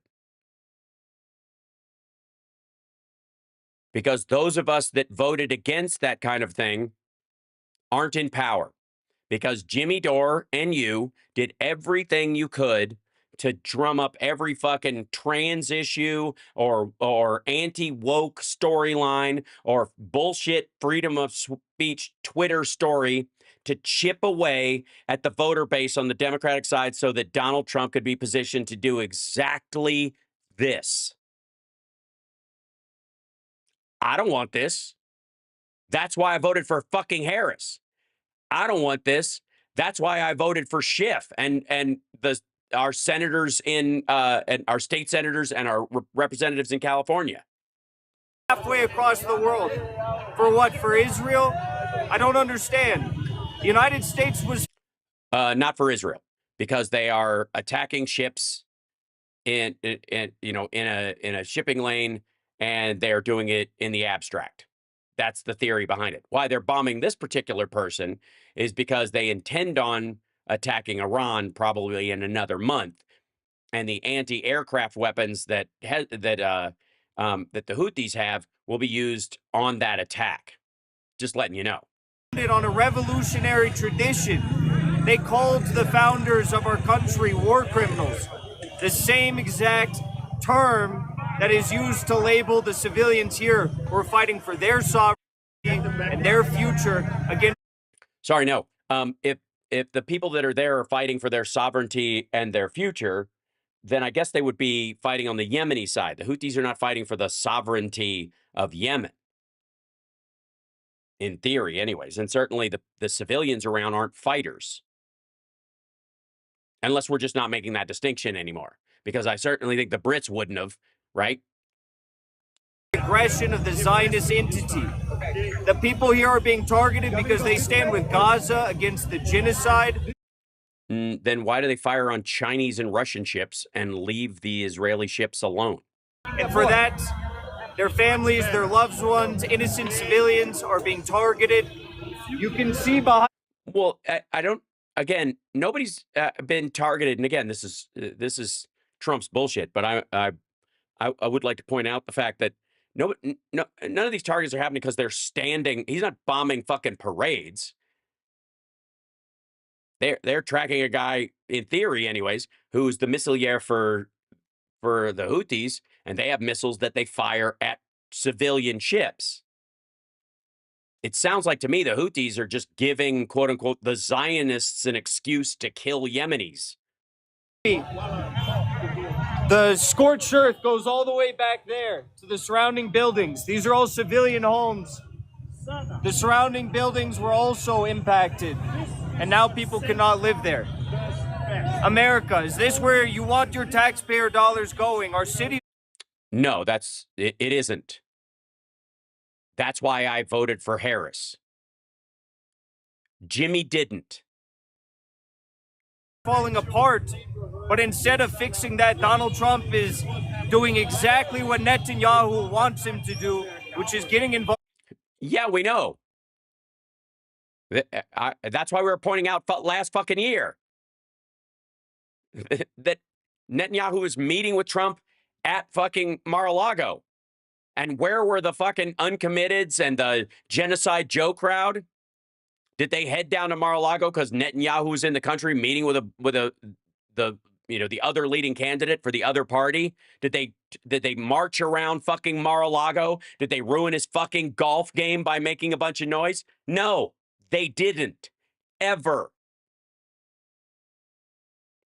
Which leads me to believe that either they're stupid and ineffective and just blindly attacking the wrong fucking side, and they're pitiable, and one day they may wake up and feel sad, or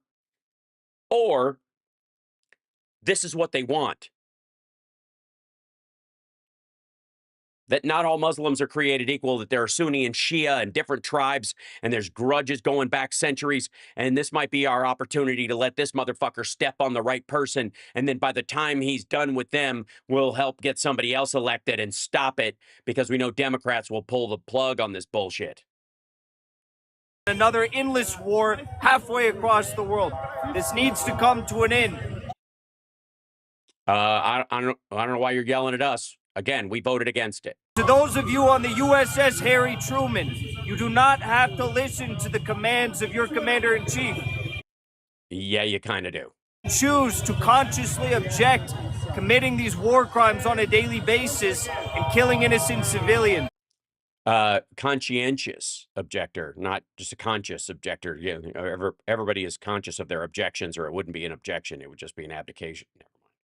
Do better. You do not have to be a part of this satanic, anti-human war criminal plan that is crafted by Netanyahu in the United States. Sorry, it wasn't crafted by the United States. They're not fucking randos like myself that are helping to craft this. Trump and Netanyahu are in cahoots with a bunch of this shit. But I would argue this is just Trump. So Donald Trump, again, once... This is, by the way, the Houthi shit is less about Israel, no matter what fucking noise they make to draw world attention to them. This is really about the Saudis. He says promises made, promises kept. His promise was obviously broken. He's no different than Barack Obama or Joe Biden, and now... Yeah, he is. They had rules of engagement. Continuing bombing one of the poorest countries in the whole world, and the only difference is he's doing it at the behest of Israel. And more U.S. airstrike hit northern Sada province. According to Yemen's health ministry, a U.S. strike hit a cancer hospital in Saada a day earlier, from antiwar.com. So, all right. The Yemen health ministry, like the Gaza health ministry. Okay. Real quick from the antiwar.com, the Trump administration. From the anti-war, thank God, because there's so many anti-wars, it's hard to keep track. The antiwar.com. Let me guess. These are the people who were genocide joeing it until Trump got into office. Mm-hmm. And bombing Yemen again after the Houthis announced that they would start targeting Israel shipping again after Israel imposed again the total blockade of food, fuel, and all other goods entering Gaza, which is a major violation of the ceasefire deal that they signed in January. So that's people that aren't being told this in the United States media. The press is not telling them the reason why we're bombing, and they're not telling them the reason why the Houthis were attacking ships in the Red Sea. The Houthis have... Were they attacking? Which ships were they attacking? Yemeni capital of Sana'a since 2014 and weird 2014. That was the year Russia was doing a lot of fuck around in a bunch of different countries. Weird to try and control the oil market and the gas market through Ukraine and Georgia and Chechnya and of course around Saudi Arabia. Weird. An area of 80% of Yemen's population. That's where 80% of Yemen population lives. A brutal U.S.-backed Saudi-led war on Yemen from 2015 to 2022 failed to... The U.S.-backed Saudi-led. move the Houthis from power, and it involved a blockade, an air campaign, and a ground campaign. Despite the group's resilience, President Trump is threatening the Houthis with annihilation. So... maybe you shouldn't have voted for him. Ben Shapiro says this doesn't matter because it happened yesterday. But what? Ben Shapiro's a Jew, by the way, just so you know. And again, there's a lot of reasons why Jimmy would be sympathetic to the Houthis and not the Yemeni people. Sorry, I forgot to hit translate on Jimmy's show.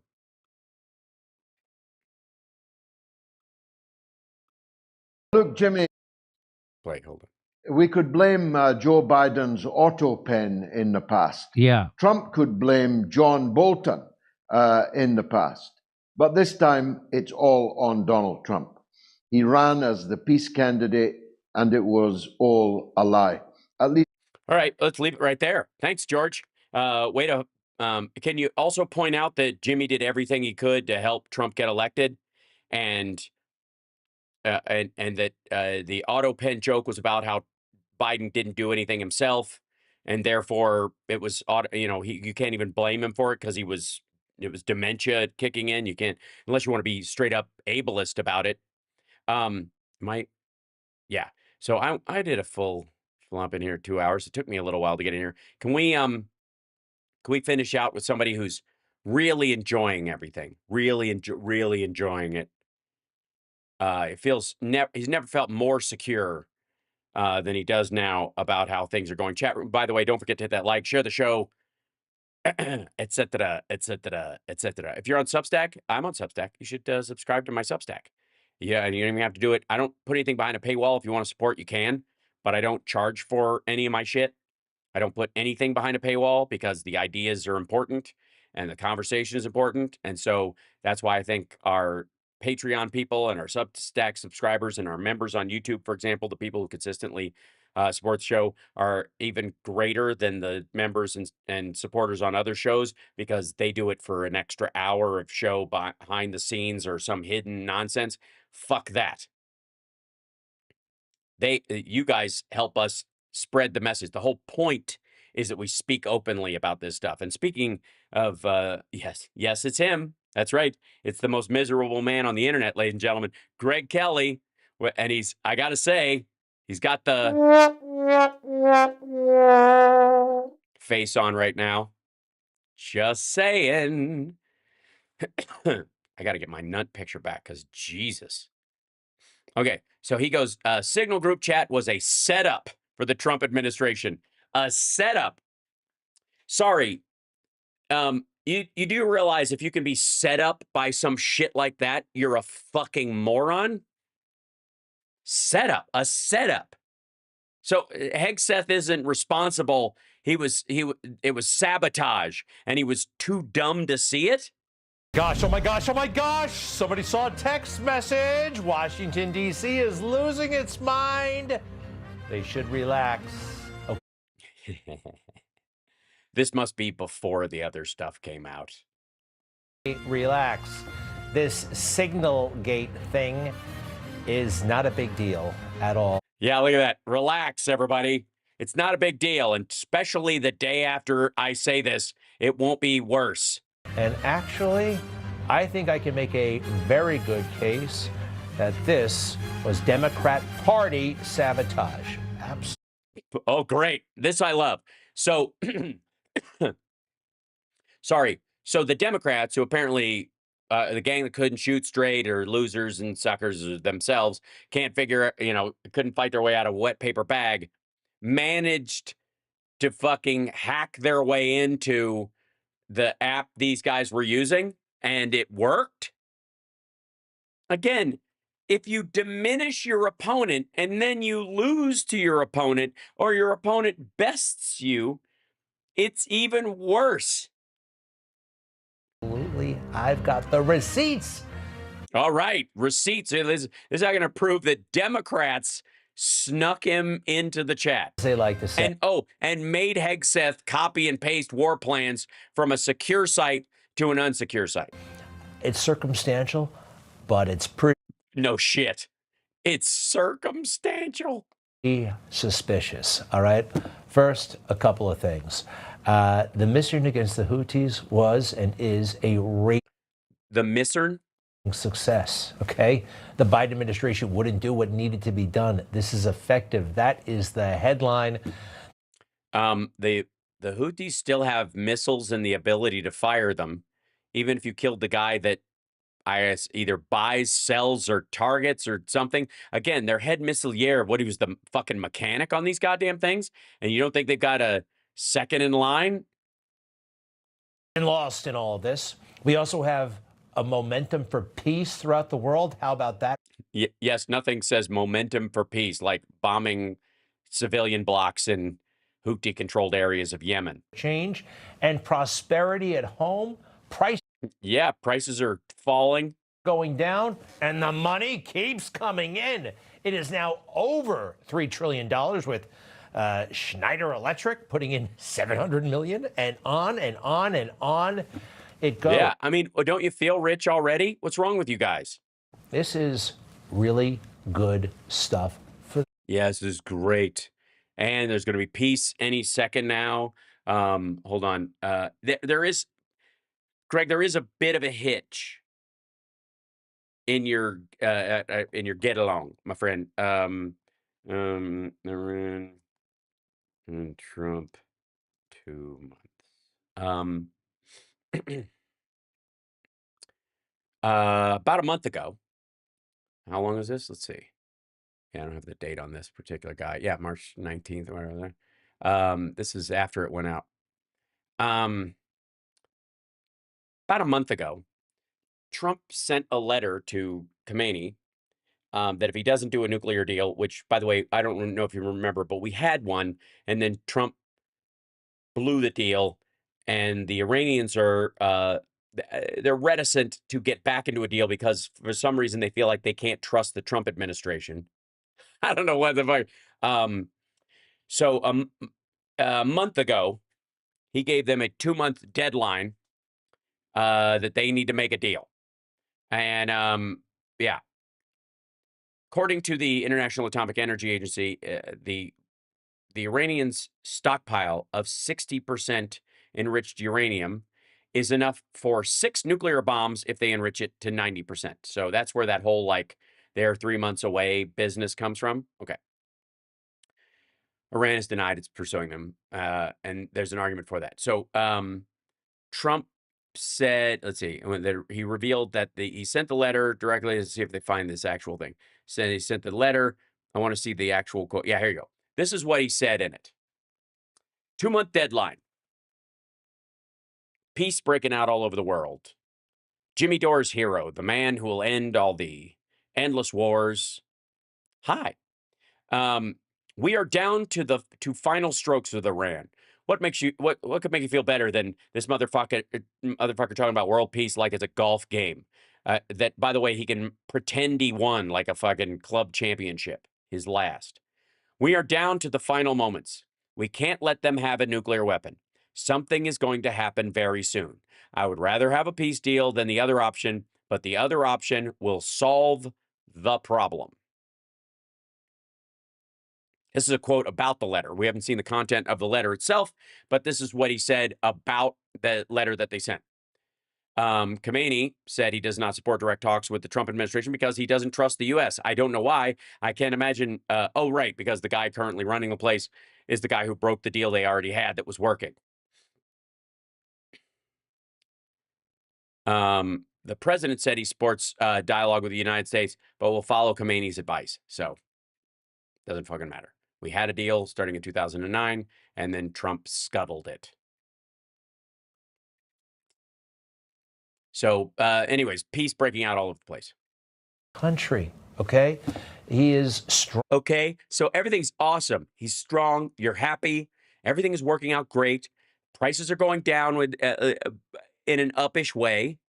He is successful. This is working out, making good on all of his campaign promises. This doesn't compute in Washington, D.C., not at all. So I will address Signalgate, but again. Yeah, he was going to address it, guys. Settle down. Relax. Remember, relax, okay? First of all, you know who's really good at losing secrets and stealing them, actually? Democrats. Who remembers Sandy Berger, Bill Clinton's national security advisor, who stuffed top secret documents, yes, in his underpants, walked out. Well, I think the chances of somebody, and by the way, nobody invited Jeffrey Goldberg into Sandy Berger's underpants. National Archives with secret stuff that he. Yes, apparently one of the secrets were, and this is coded language. If you clearly. Oh, thank you for the Venmo. Bad. That's sweet. He was convicted of a crime. He was caught sticking this stuff in his underpants. Yes, and he was convicted of a crime, as you should be. Now do Pete Hegseth, you dipshit. It was all, of course, handled very discreetly by the Washington, D.C. establishment. You see, Sandy Berger, well, he went to Yale, and he's one of our own. And he's a friend of Bill Clinton. May he rest in peace. He died a few years ago. Also, do you remember this? The Central Intelligence Agency director under Bill Clinton, a guy named Deutsch, kept all of the secret stuff on his home computer, which was a Commodore 64, which was so is cutting edge. Totally obsolete, even by the time. And was not hooked up to the internet. He had it in 1993. The Commodore 64 was not obsolete in 1993. Reams and reams, or megadots, megagites. Megagites, yeah, that's Yeah, mega. That's how you say it. Megagites. I bet you say GIF too, don't you, you weirdo? Megagites? Have you ever thought of consulting Bill O'Reilly on technical language? Yeah, 100 smegs. Bytes, whatever they call it, on floppy disks, old-fashioned floppy disks. Yes, it was 1993. He got caught. He was in trouble. It was, even for the swamp, even for one of their own, it was kind of a big deal. And right. They treated it like you should treat it. Okay, so far, so fucking good, dummy. So what you're saying is Democrats do this occasionally, and when they do, they get caught and there are ramifications. The last guy went to fucking jail, and this guy got in trouble too. Please proceed. I think that's worthy of pointing out, putting things a little bit. Yes, I agree. Especially the part where they paid a price for it. Context. And how about Bush and Cheney? Hold on. How about Bush and Cheney? They're in your party. I don't care. John Deutsch. Let's see. Top secret.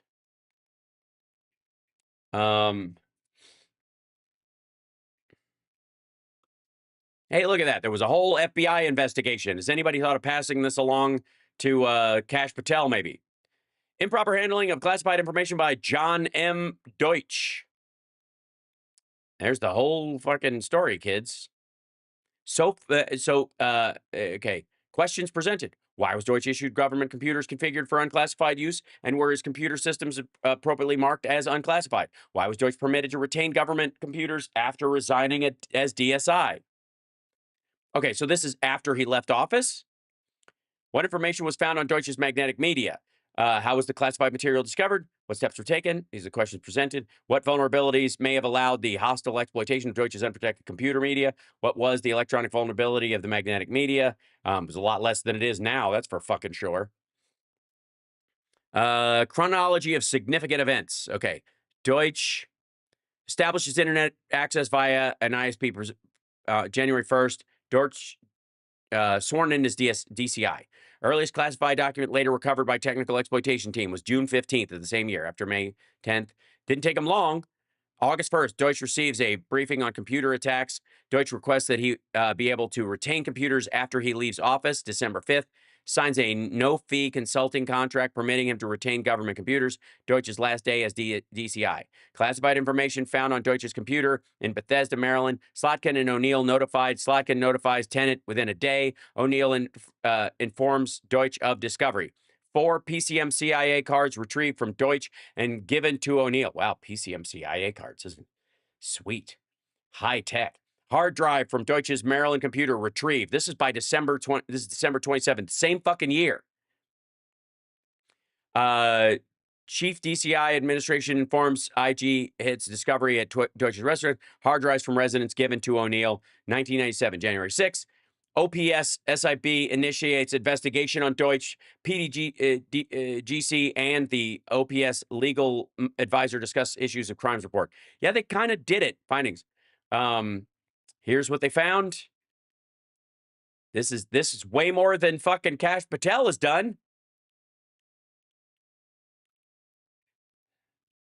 And by the way, I guess under Trump, the special prosecutor that went after him that they used would have been illegal and he would be scot-free. Okay, here's the conclusions. Former DCI John Deutsch was specifically informed that he was not authorized to process classified, process, I guess, process, sure, either. Classified information on government computers configured for unclassified use. Throughout his tenure, he intentionally processed on those computers large volumes of highly classified information to include top secret code word material. Because Deutsch's computers configured for unclassified material had connections to the internet, all classified information on those computers was at risk of compromise. Whether any of the information was stolen or compromised remains unknown. August 1st, 1995, he was made aware that his computers with internet connectivity were vulnerable to attack. Despite this knowledge, he continued his practice of processing highly classified material. What an asshole. Information developed during the investigation supports the conclusion that Deutsch knew classified information retained on the hard drives of his computer even after he saved text to external storage drives and deleted the information. Deutsch misused U.S. government computers by making extensive personal use of them. Further, he took no steps to restrict unauthorized persons from using government computers located at his residence. Recommendations. Deutsch's continued suitability for access for classified information should be reviewed immediately, meaning cut off. The accountability of current and former agency officials, including Deutsch, for their actions and performance in connection with this should be determined by an appropriate panel. All appropriate agency and intelligence community components should be informed in writing of the sensitive information Deutsch stored in his unclassified computers so that responsible authorities can take any actions that would minimize damage from possible compromise of those materials. This sounds like a lot of adulting, you dumb motherfucker.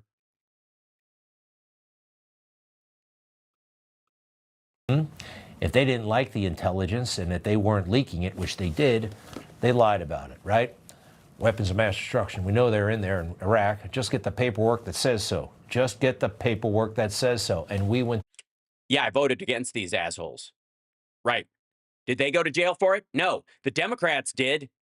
War in Iraq for a weapons of mass destruction program that wasn't. They did not have an active weapons of mass destruction, no nuclear, biological, or chemical warfare labs, and yet we went to war. And these guys were leaking stuff. Yeah, I know. I voted against them twice, and I participated in marches against this. So why do I have to suck it up when Trump does this shit?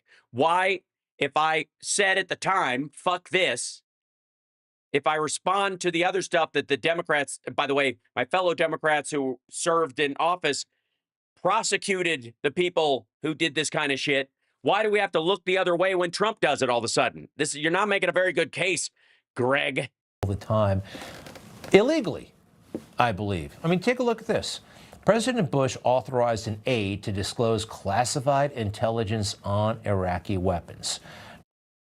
Then he declassified it, and the president has the ability to authorize its release, stupid. Sorry, do you want to go relitigate all the fucking classified documents at Mar-a-Lago, dipshit? The thing is, everybody does it in D.C. Listen to this, that President Bush authorized an aid to disclose classified intelligence on Iraqi weapons comes as no shock to official Washington. The leaking of secrets has long been a favored tool of policy debate, political combat, and diplomatic one-upsmanship. Okay, Greg, you're quoting the New York Times. That's an opinion of the New York Times, one I happen to agree with, but you shit on the New York Times and the legacy media all the time, and you call them criminal and the enemy of the people, and you support Trump in calling this, and then you freely quote their opinion about stuff that happened under Bush all the fucking sudden. And again, in a lead up to apparently tell us all that what Trump's team is doing, which is equal or worse than this, is nothing. Right? Everything is worse, though, when President Trump is involved, right? It's got to be a scandal. I can't believe that when Joe Biden, you compare the text message going to one guy. Hey, asshole, what's in that box? Quote me one fucking story in that box. What's in it? What is it? What warplane's in that box? Multiple stories. There was a full investigation. Trump could go look at it. How about this? Trump can actually go and look at the files on when they searched the fucking garage and find out exactly what was in that box. Received it to the decades and decades of classified stuff in Joe Biden's garage. In his garage, right? Behind the Corvette. We all saw it. All that. No, we didn't. We saw file boxes. We didn't see it. We did not. And at no point is there a thing where, shit, he walked in there and he took a reporter and he was leafing through it with a reporter with Sean fucking Hannity. Stuff. And the FBI found it. And when it actually became news, and Joe Biden was just as indignant and weird as he's always been. How dare you question me? Watch. Classified material next to your Corvette. What were you thinking? Let me, I'm going to get a chance to speak on all this, God willing, soon. But as I said earlier this week, people, and by the way, my Corvette's in a locked garage, okay? So it's not like you're sitting out in the street. So the but anyway, was in a locked garage. Yes, as well as my Corvette. It's so sick what he just said there, right? Yeah, it's gross. Yeah. I personally, I almost lost my erection. How you holding up, Greg, after you saw that? I mean, you're lucky you can't even get an erection in the first place, so. And he said President Trump and how could anybody be so careless? But what I find sick there, he's actually. Yeah. Biden's house is private. Biden's family goes through, has Secret Service protection and clearance around them. So they're basically observed at all fucking times. Mar-a-Lago is an event space. It's not a house. Anybody there could walk into the shitter next to the storage room.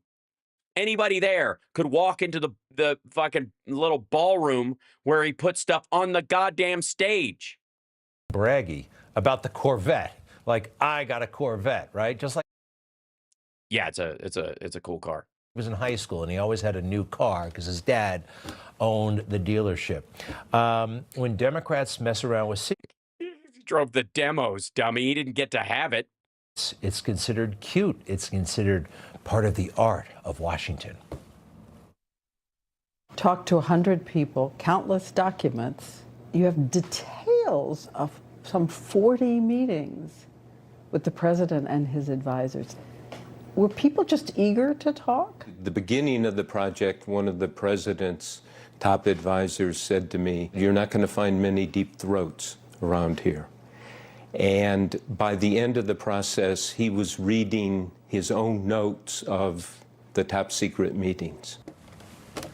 That's a crime. That's a crime. But it's cute when Bob Woodward does it. And something tells.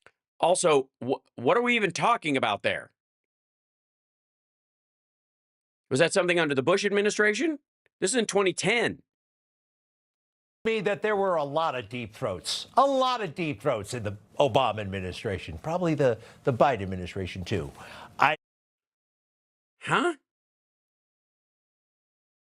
No, for sure. But the attack on the Houthis. Yeah, you don't know for sure. That's true. Yeah. And granted, look, what's a deep throat, but somebody who knows about stuff behind the scenes and is willing to share it. And Greg, you can't even hold a conversation with someone that has access to information of any worth, including Trump. Was effective and necessary, okay? And right, but was it necessary to share the plan on an open signal group before it happened, not knowing that there was a reporter present? It was flawless in its execution. No, it was not. Also, the execution part of it would not have been flawless if that information got out. We would have lost soldiers.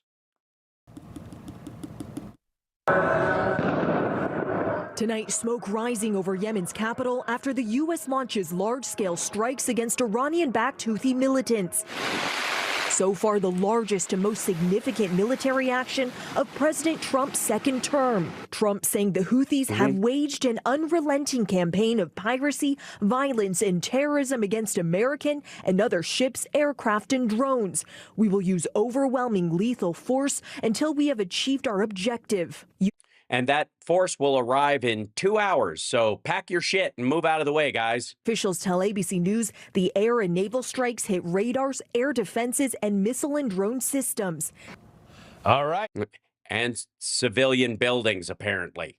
We now know that. That wasn't included in it, was it? The stuff we found out in the Signal group is not what we're finding out in that story, is it? Nice job. Right. Hashtag no new wars. Some of these operations are continuing, are ongoing. Sorry, hold on.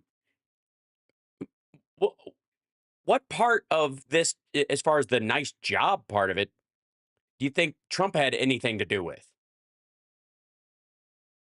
He wasn't like flying one of the planes by remote, you dumb motherfucker. Of course the military can carry out whatever plane they're given. They're incredibly capable. But we've had our aircraft shot down by the Houthis before. We've lost soldiers over this shit already. All right. So when they were planning for this stuff, well... Also, where is this whole, like, Dem shit where they let him in? Is that where we're getting to? Are we finally, after all this time? Greg, psst, wrap it up. All right. I'm not going to say these text messages should be in the public domain, but they are. And here... Yeah, meaning they shouldn't be. Are from the Secretary of Defense, and he's outlining the plan of attack. And some of this... Right. And do you think he hand typed that, or did he copy and paste it, which would be illegal? Is actually pretty specific. I think we have... It's, yes, actually pretty specific would be another way to talk about battle plans. Down so we can see him. He's updating the Vice President, the Secretary of State, a lot of other people. Gives a weather... On an open source app you can download from the Apple Store. We're launching the F-18s at 12:15. All right. By the way, this was posted before 12:15 Eastern Time. Please. Another wave at 13:45, and it goes on like this. These are pretty specific with the weapon systems involved. You know, we know where the Houthis are. It's called the Houthi group. This is all very, very specific. And right. So if you know if the area isn't even necessary, if they just know when it's coming, that's all they need. They can just bug the fuck out. Not the kind of stuff that you want in the public domain. All right. Right. Okay. So far, so good, Greg. But there's something really sinister going on, and I think all of these guys were kind of the victim of a cybercrime perpetrated by the Biden administration. I see. They made the Signal app so enticing. How can you say no? It's like those gays and their agenda. You know what I mean? They're all gay in front of you, and how do you not just go gay? You know what I mean? I mean, obviously, they think you're born with it, but obviously, if you stare at it long enough, it starts to look really good.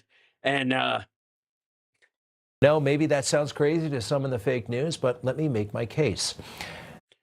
Yes, well, as king of the fake news, I'm kidding. He's not king of the fake news. Did they have a jester? An organization in the federal government called SISA, right? John F. Kennedy, I'm sorry. Oh, yeah, the SISA. Hold on. Yeah, I think that sounds familiar. Hold on. Let's see. SISA.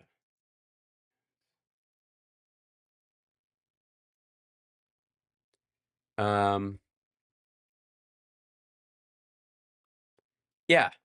The Cybersecurity Infrastructure Security Agency. Yeah. Okay. So he cut the funding for SISA. Okay. Yeah. And this is their revenge.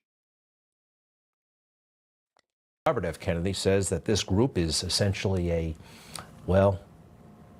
a censorship group. And they did a lot of things to undermine the Trump administration. Now, it was December 18th of 2024 that they put out this memo. It was right during the transition, okay? And it struck me as odd at the time. They warned about China hacking into government phones. Go ahead and put that up, please. The next.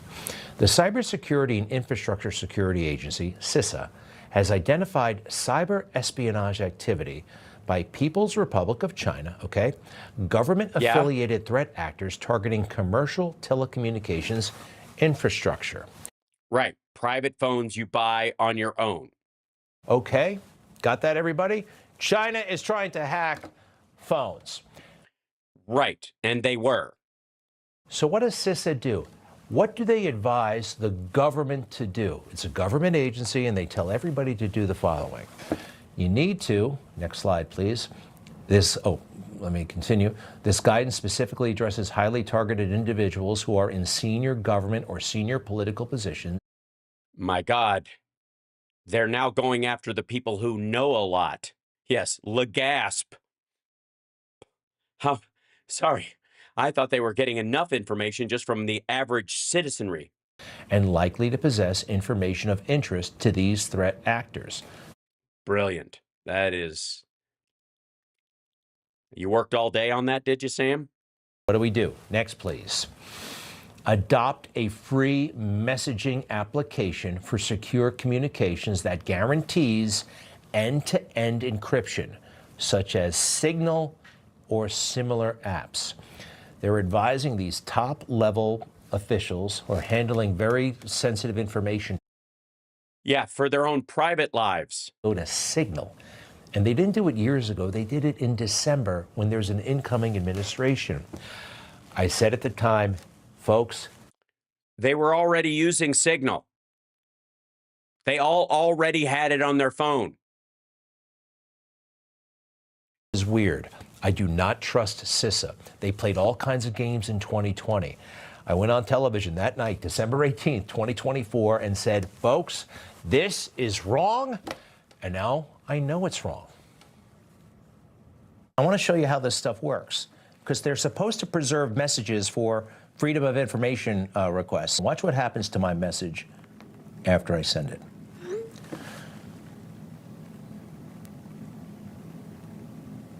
Goes away. The government. Right. Yeah. Yeah, that's exactly why the Trump administration chose to use it. That's why they already use it. Derp. Wants their messages to disappear. And I find that very suspicious, don't you? Yeah. I mean, the short-term stuff for replacing regular text messages so they don't stay in the chain in case you drop your phone and somebody can just hack their way into it and use your regular, they might not be able to hack the to and fro between you and somebody else, but it erases it from the actual site. Now, you could preserve it on a third party, which is what you're supposed to do in the government. So even if it disappears on your phone, it doesn't disappear on the server that the government uses. But even still, this is exactly why Trump's team loves this. The government is recommending this app, and they're saying that the Chinese are responsible? Kind of like the... No, they're not saying the Chinese is responsible. They're saying this is one of the ways that you could protect yourself against Chinese hacking, because you don't just have like long threads of shit just sitting on your phone on Telegram or some other source. Or in your DMs on fucking Twitter, dummy. To be responsible for stuff? I can't prove this yet, but I'm on it. All right. Granted, what I thought at the time was they were giving themselves permission to download the Signal app so they could erase everything, right? All the documents could be erased. Yeah, that's why the Trump administration likes it. Now I think it goes a little bit deeper than that. This is a game. You don't tell the government to go to Signal like that during a transition. I think it was to set these... Especially when the Trump administration and everybody around them already uses Signal. I think that they did that. SISA, don't trust them, and they struck again. Now, so far, I think the administration's been handling it very well, including the Secretary... Genius. Yeah, so good. Pete Hegseth. Now, some of you may remember, as we see Pete over there on his Asian tour, I was not a strong proponent of Pete getting this job. Uh-huh. And now that he's going down, you can act like you're now on his side so that you don't have the ramifications of being the guy who went out on the limb. But once he got it, I said, that's water under the bridge. He has my full and complete support. And if I can ever help, I'm a phone call away. He doesn't need my help. He's got the best people in the world. I don't know anything. You're so stupid. I'm surprised you weren't added to the chat, Greg. But I do know this. He's handling this superbly, right? No, he's not. This is not ideal, and he doesn't know what I know, or maybe he does about the CISA stuff. Sorry, you don't know anything, but you know more than he does, and you didn't support him, but now you do because he's surrounded by the smartest people who help him not understand what's going on the way you do. Motherfucker. But deny everything, admit nothing, and make counter accusations, and tell the truth every step of the way, and that's what he did. No, he didn't, and that's just Roy Cohn bullshit. And anybody that knows me for years and knows President Trump knows how much... They know that you drink, you often cheat on your wives, you have children out of wedlock while you're still married to your previous wife, you're a philanderer and a drunk, and now you've committed the single biggest fuck up since the Pentagon Papers. Love the warriors. Since Snowden, maybe. That's what it's about. The men and women who serve, who do the tough, difficult, gritty, dirty work that most Americans will never know about, but we have the privilege of seeing and understanding the courage and skill of what they do. Sorry. Most Americans, first of all, if you've had anybody who's served in your family, you do know. And that's a lot of fucking people. Secondly, they live with it. They don't just do these little fly-ins, do a bunch of push-ups with Navy SEALs, and then get a special pin, and then fuck off to Tokyo. It neutralizes a lot of critics right off the bat, right? Okay. No, it doesn't. You sound like a dipshit. You sound like you're diverting attention. Hey, don't attack the soldiers just because I fucked up. You don't know what we know. You're undermining them if you ask too many questions about this. What? Is that what he said? Because that didn't sound like anywhere close to what he fucking said. Shit in your ears. It's clever, it's smart, it's effective. It's not even what he said. You know what was clever? When they hypnotized you, Greg, so that you just hear whatever the fuck you want. Next. Nobody's texting war plans. Is that because you don't consider Signal texting? You consider it a messaging app? You don't text on there, you message. And that's the distinction you're using, because texting to you is SMS. I did not have sex with that woman, appropriation of classified materials. I noticed this morning out came something that doesn't look like war plans. And as a matter of fact, they even changed the title to attack plans. Distinction without a difference, asshole. You're being evasive. If the enemy knows attack plans beforehand, they can move and they can defend themselves and they can kill our soldiers. Fuck you. Because they know it's not war plans. There's no units, no locations, no routes, no... There's an automatic route if you know how far away they are and where the ships are. You know the route that they're coming, if you know the timing by which the bombing is going to happen. If they say that if the ships are 2 hours away and the bombing says it's 4 hours, then that means they're not flying directly to target, right? They're using some sort of circuitous route, and you may not know which way they're coming. But if they're on a direct flight path and you know it takes 2 hours to get there from where you are, you know which direction they're coming from. Period. Paths, no sources, no... You'd have a flight path if you know where the ship is and you know where the target is and you know the time to target. If you know that, you know the flight path, especially if it is at the direct edge of their standard speed. You go, yeah, if you open up the throttle and you fly in and you're at, mission altitude, mission speed, and you're coming in, it's going to take you 2 hours to get here. Then we know exactly where you are and what time you're going to hit. Fuck you. Methods, no classified information. It's all classified. Any time of a bombing and the planes involved and the drones involved and the technology involved known before the battle, released to civilians when it's not supposed to be, is a violation of classified rules. Period. End of story. Stop. The no classified thing is simply because you're either bizarrely declassifying battle strike plans to civilians before they fucking happen, which is bananas, or you're retroactively declassifying them because it already happened and saying it's not classified because it already happened. At the time it would have been, dipshit. These war plans, I see them every single day. I looked at them this morning. Yeah, we know, and more than likely you cut and paste them into another signal group for all we know, asshole. Say this under oath. This is, let me tell you something. As evasive and shitty as Gabbard and Ratcliffe were in those hearings, at least they were under oath, and it's why they were parsing their words. This braggadocious prick can say all this stuff because he's in a fucking bill cap on a tarmac on a party tour of the South China Seas.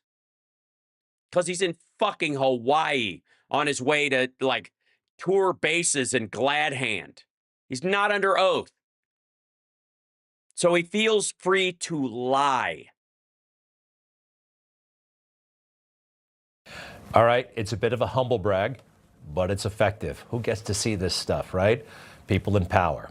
And this is, I believe, kind of, well... I'm sorry, Jeffrey Goldberg's in power now. The power of the pen. It is mightier than the sword, Greg. It just works, all right? And he's being true. It does not work. He's a prick. No, it doesn't. It's dismissive. It's insulting to the people who have to carry it out. He could have gotten our pilots killed. At the same time. Next.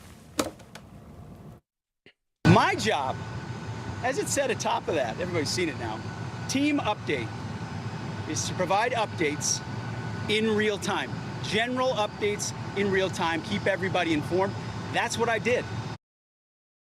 Not on an open, publicly available, open source, low security app for messaging. Not on fucking Facebook. That's my job. The war fighters will take the fight to the enemy, and I love what they do. And with President Trump's leadership, our enemies are on notice. We will have peace through... Yeah, they are on notice. Thanks to you, you dumb motherfucker. As far as we know, they know when the planes are coming, what kind of weapons they have, how many pilots there are, whether or not it's a drone or an actual living human being in the plane, because of you. You don't support the war fighters by dropping this shit before their attack in an open source app. That's not supporting them. You got lucky.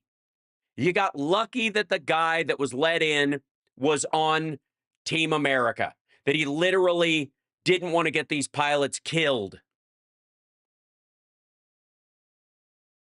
You lucked out, fuckwad. And you endangered the lives of our soldiers, Mr. fucking warfighter. If you care about the warfighters, keep their fucking plans out of your goddamn mouth. Don't use open source apps to discuss where they're going to be in 2.5 hours, especially when it involves warfare and the people they are flying towards have anti-aircraft weapons. No, you don't give a fuck about the war fighters. You don't. At all. Stop it.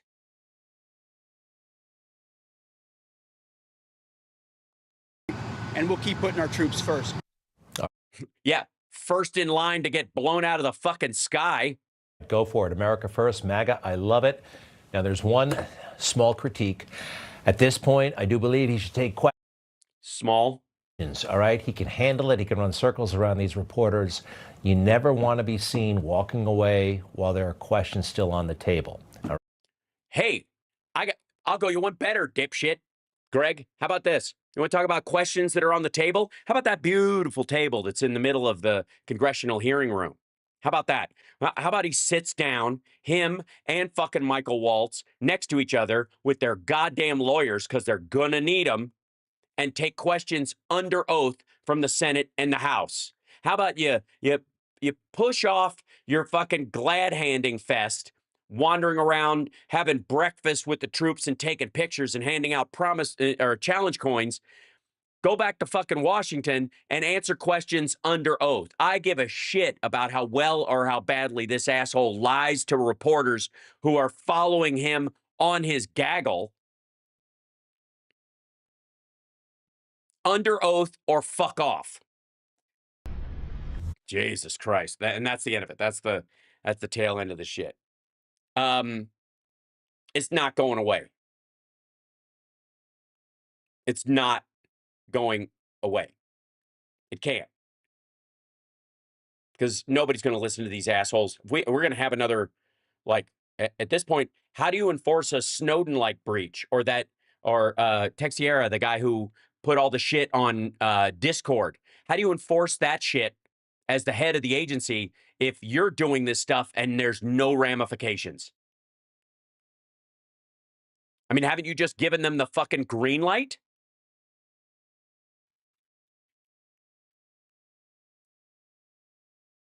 Ugh. Fucking gross. I am personally disgusted. But I'm enjoying the fact that these guys are turd polishing every fucking day. Okay, before I go, and I know I always do this, but okay, hold on. Let me... You want to know how I know this is a story with legs? You want to know how I know this is a story with legs? Let's go up here. I'm going to show you. I'm not going to do the clips because there's no point. Shut up. Yeah. There has been, today is the first day that Glenn Beck has covered this story. Let me show you. Hold on. This is, where is it? I just want to see videos. While this has been going on, these are their, and you know how, like, if we could chapter this show out, which we probably should do in the future. So if people want to watch it in chunks through there or whatever, we could do it that way. But, you know, we cut the show up into pieces based on which video I'm using. Thank you, CSL, for the great work that you do. Give it up for CSL. And sometimes I do a whole 2-hour show on, you know, on one fucking clip because there's so much to it, right? But we cut that part of it down. But on Glenn's show and on a lot of the like Daily Wire shows and those kind of things, it's a radio show or a live stream show, and then they slice pieces of it out and they make little clip videos in places instead of just taking the whole hour or whatever, dividing it up. In on Glenn Beck's show, they'll do the almost the hours to the third break as pieces. Let me show you, and then they'll list them as videos. Or they'll have other videos. So they'll take a piece that's a video, and then they put it, that's what they post. And then there's other clips that they kind of put, and they kind of get buried, okay? What happens when you take a clip the way they're doing is that it's technically up, but it's not put up as a separate video, and it kind of drifts into the algorithm. It just falls away, okay? Versus the stuff they want you to see, okay? So let me show you something real quick. I'll put this back here. Shut up. So this is Glenn Beck's YouTube channel. And this is the homepage for it. And you'll see right here, this is the first video he's done. This was 13 hours ago. This is, they posted it 13 hours ago. So it was a piece of yesterday's show. And these are like the big pieces of they're not the videos that are cut. They're like 13, 14 minutes. Okay. It's a specific thing right here. So this is the signal piece on it. Okay. And it's in the For You part because I look directly at this stuff. But when you go to the Glenn Beck program, it's third. It gets buried behind stuff. It just drifts into the transom, as it were. Look at and then when you go to any YouTube page, if you go to the videos page, you'll see that these are the videos they cut out and that they specifically post for people to see. And look at all these. Do you see a story about the signal stuff? They definitely talked about it because they can't not on the radio show, but they carved off all this stuff and made these videos about it. This one was 4 hours ago. This was 7 hours ago. This is a day ago. This is a day ago. This is 2 days ago. Here's 2 days ago. These are the videos they would put up, 2 a day, which is their plan. Seems to be how they do it. They put up 2 a day. These are the latest ones about whatever the biggest topics of the day are. And you'll notice nothing. These are pieces of his interviews on his other show. This is stuff from the show this is where we get some of the clips we talk about is stuff that he has posted here.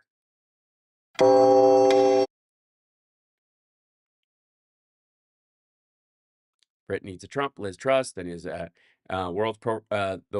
expose the worst program uncovered by Doge, whatever. I don't know if that's to presume. This is on his radio show. So they're showing Musk, but I don't think he's an interview on there. JFK, Wolf in Sheep's Clothing, end of NATO, UFOs, Sage Deal, I won't be silenced, 23andMe, you got to get rid of that. Okay, Crockett's Hot Wheels comment, NASA whistleblower, that the moon mission is a $100 billion DEI scam, which doesn't sound like that helps fucking Musk at all, does it? Deep State battle plan, proof Trump was right, whatever. Anna Kasparian being on there 3 months ago. These are the ones that they pick out for me. See what I'm pointing out, though? You get the point? They are fucking stiff-arming this fucking story. That's how you know it's real. That's how you know it's important. And that's how you know we cannot let go of it. And it's going to continue. It will, because Democrats are going to call for more hearings. There is no way Hegseth and Waltz are not going to be called in front of either the Senate or the House at some point. They have to. Otherwise, how do you put somebody in jail for doing something like Snowden did or something like the Teixeira guy did if you let this shit slide? Especially because Hegseth is the one who broke the law, specifically. And he endangered the lives of our troops. And this whole warfighters languaging bullshit should not buy him at like an inch of wiggle room. They don't care about hypocrisy. I agree. But the Republicans that want a future after Trump is gone do, and all the Democrats do. And one of the things we kept seeing is, I want to say, like, was it Megyn Kelly, CSL, that said blood in the water? Kelly, signal blood in the water. Okay, is it there? Yeah. Let's see. I'll find her channel. Hey everyone, I'm Megyn Kelly. Hey everyone, go away.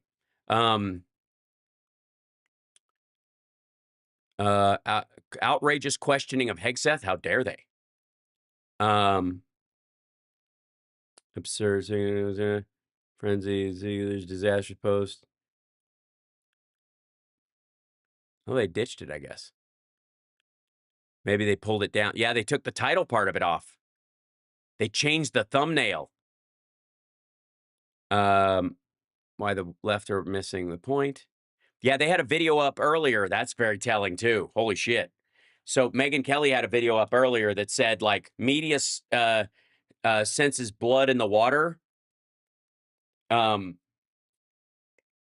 Top media's hacks are dominating Ruthless's hack madness bracket, whatever, as he brings the people on. Gnome's social media. This one, they just put Megyn Kelly, like, generic thing on it. Absurd signal gate spin. I think this might have been the show where she's talking about they smell blood in the water, and there was a clip of this that had that written in the text like this. Outrageous questioning of Hegseth. How dare someone? Woke's NPR CEO. Yeah. Why the left of media are missing the point with their signal gate spin with ruthless hosts, whatever. So they're just lining up to fucking cradle the balls.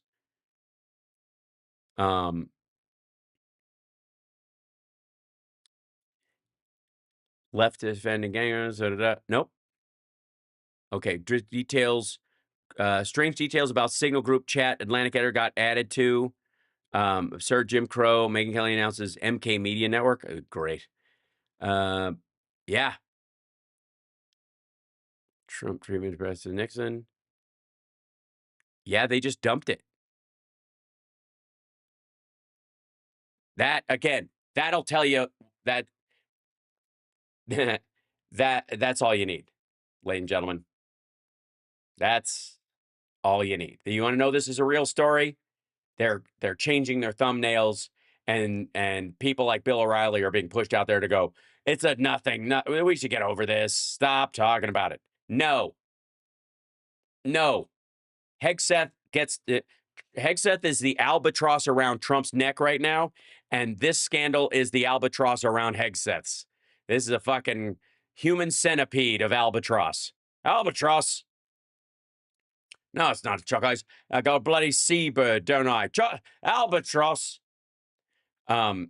So this is how we know they know. This is how we know it's fucked up. It will not be forgotten tomorrow. They want it to be, but it's not gonna be.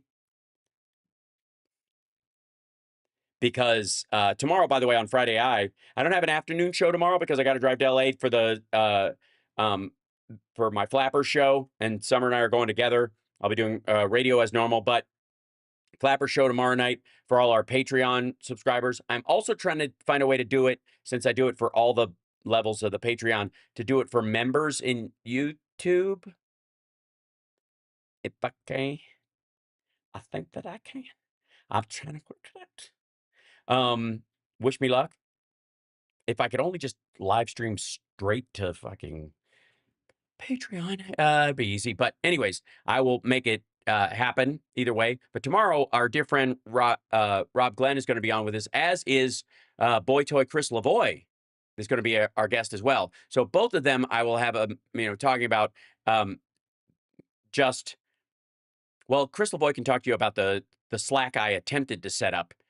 And of course, I in the Sexy Liberal Comedy Tour virtual show chat, I accidentally added Ted Nugent. I don't know how it happened. I don't know how he got into my phone. He was begging me to perform at the jam night, and I guess that's how it happened. And he got sucked into the phone, and it started to smell. And I threw that phone off a bridge, and because the stench wouldn't go away, and now people won't even use that bridge. And then I got a whole new phone, but I guess it was still in there. I don't know.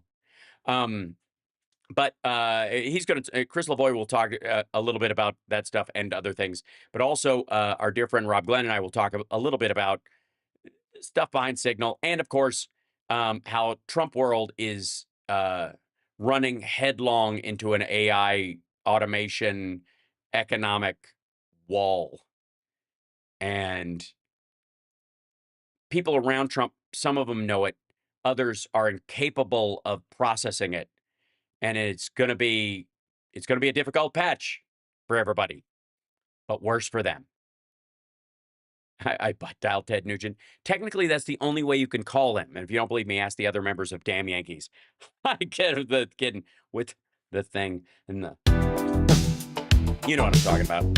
You know what I'm talking about. By the way, sign up on the Substack, the HalSparks Substack Megaworldwide at halsparks.substack.com. Thank you for following me on Insta. Like, subscribe, give a thumbs up, support the show, etc., etc., etc. I gotta go. I started late, ended late, and there was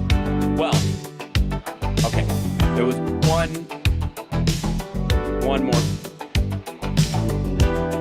Damn it! Thanks for the support, everybody. You are the awesome ones.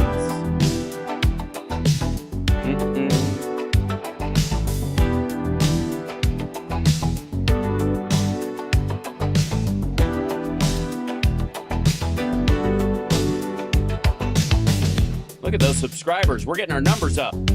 Subscribe, everybody. Come on. Come on.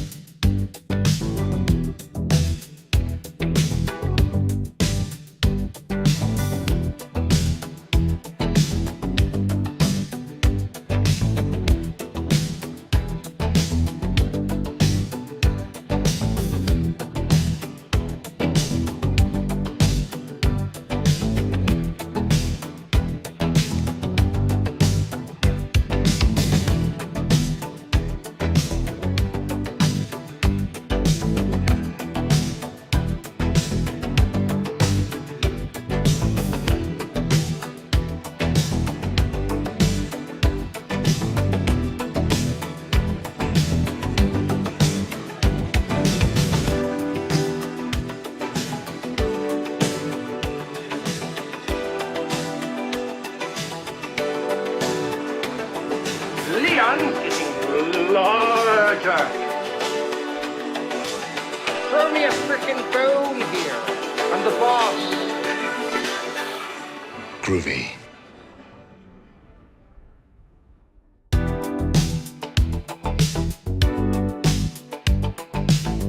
So that's the kind of fight it's gonna be.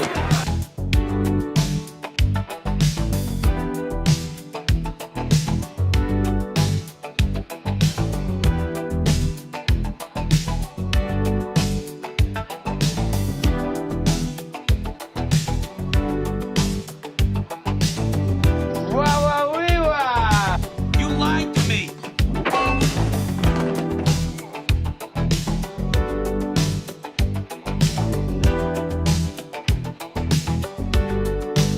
I'll use small words so that you'll be sure to understand, you warthog-faced buffoon. Sorry, I farted.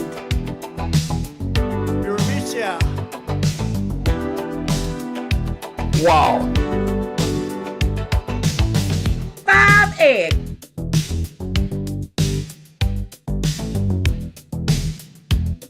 When they gaze upon Yosemite. Michigan gave us Motan. I was thinking of the immortal words of Socrates, who said, I drank what?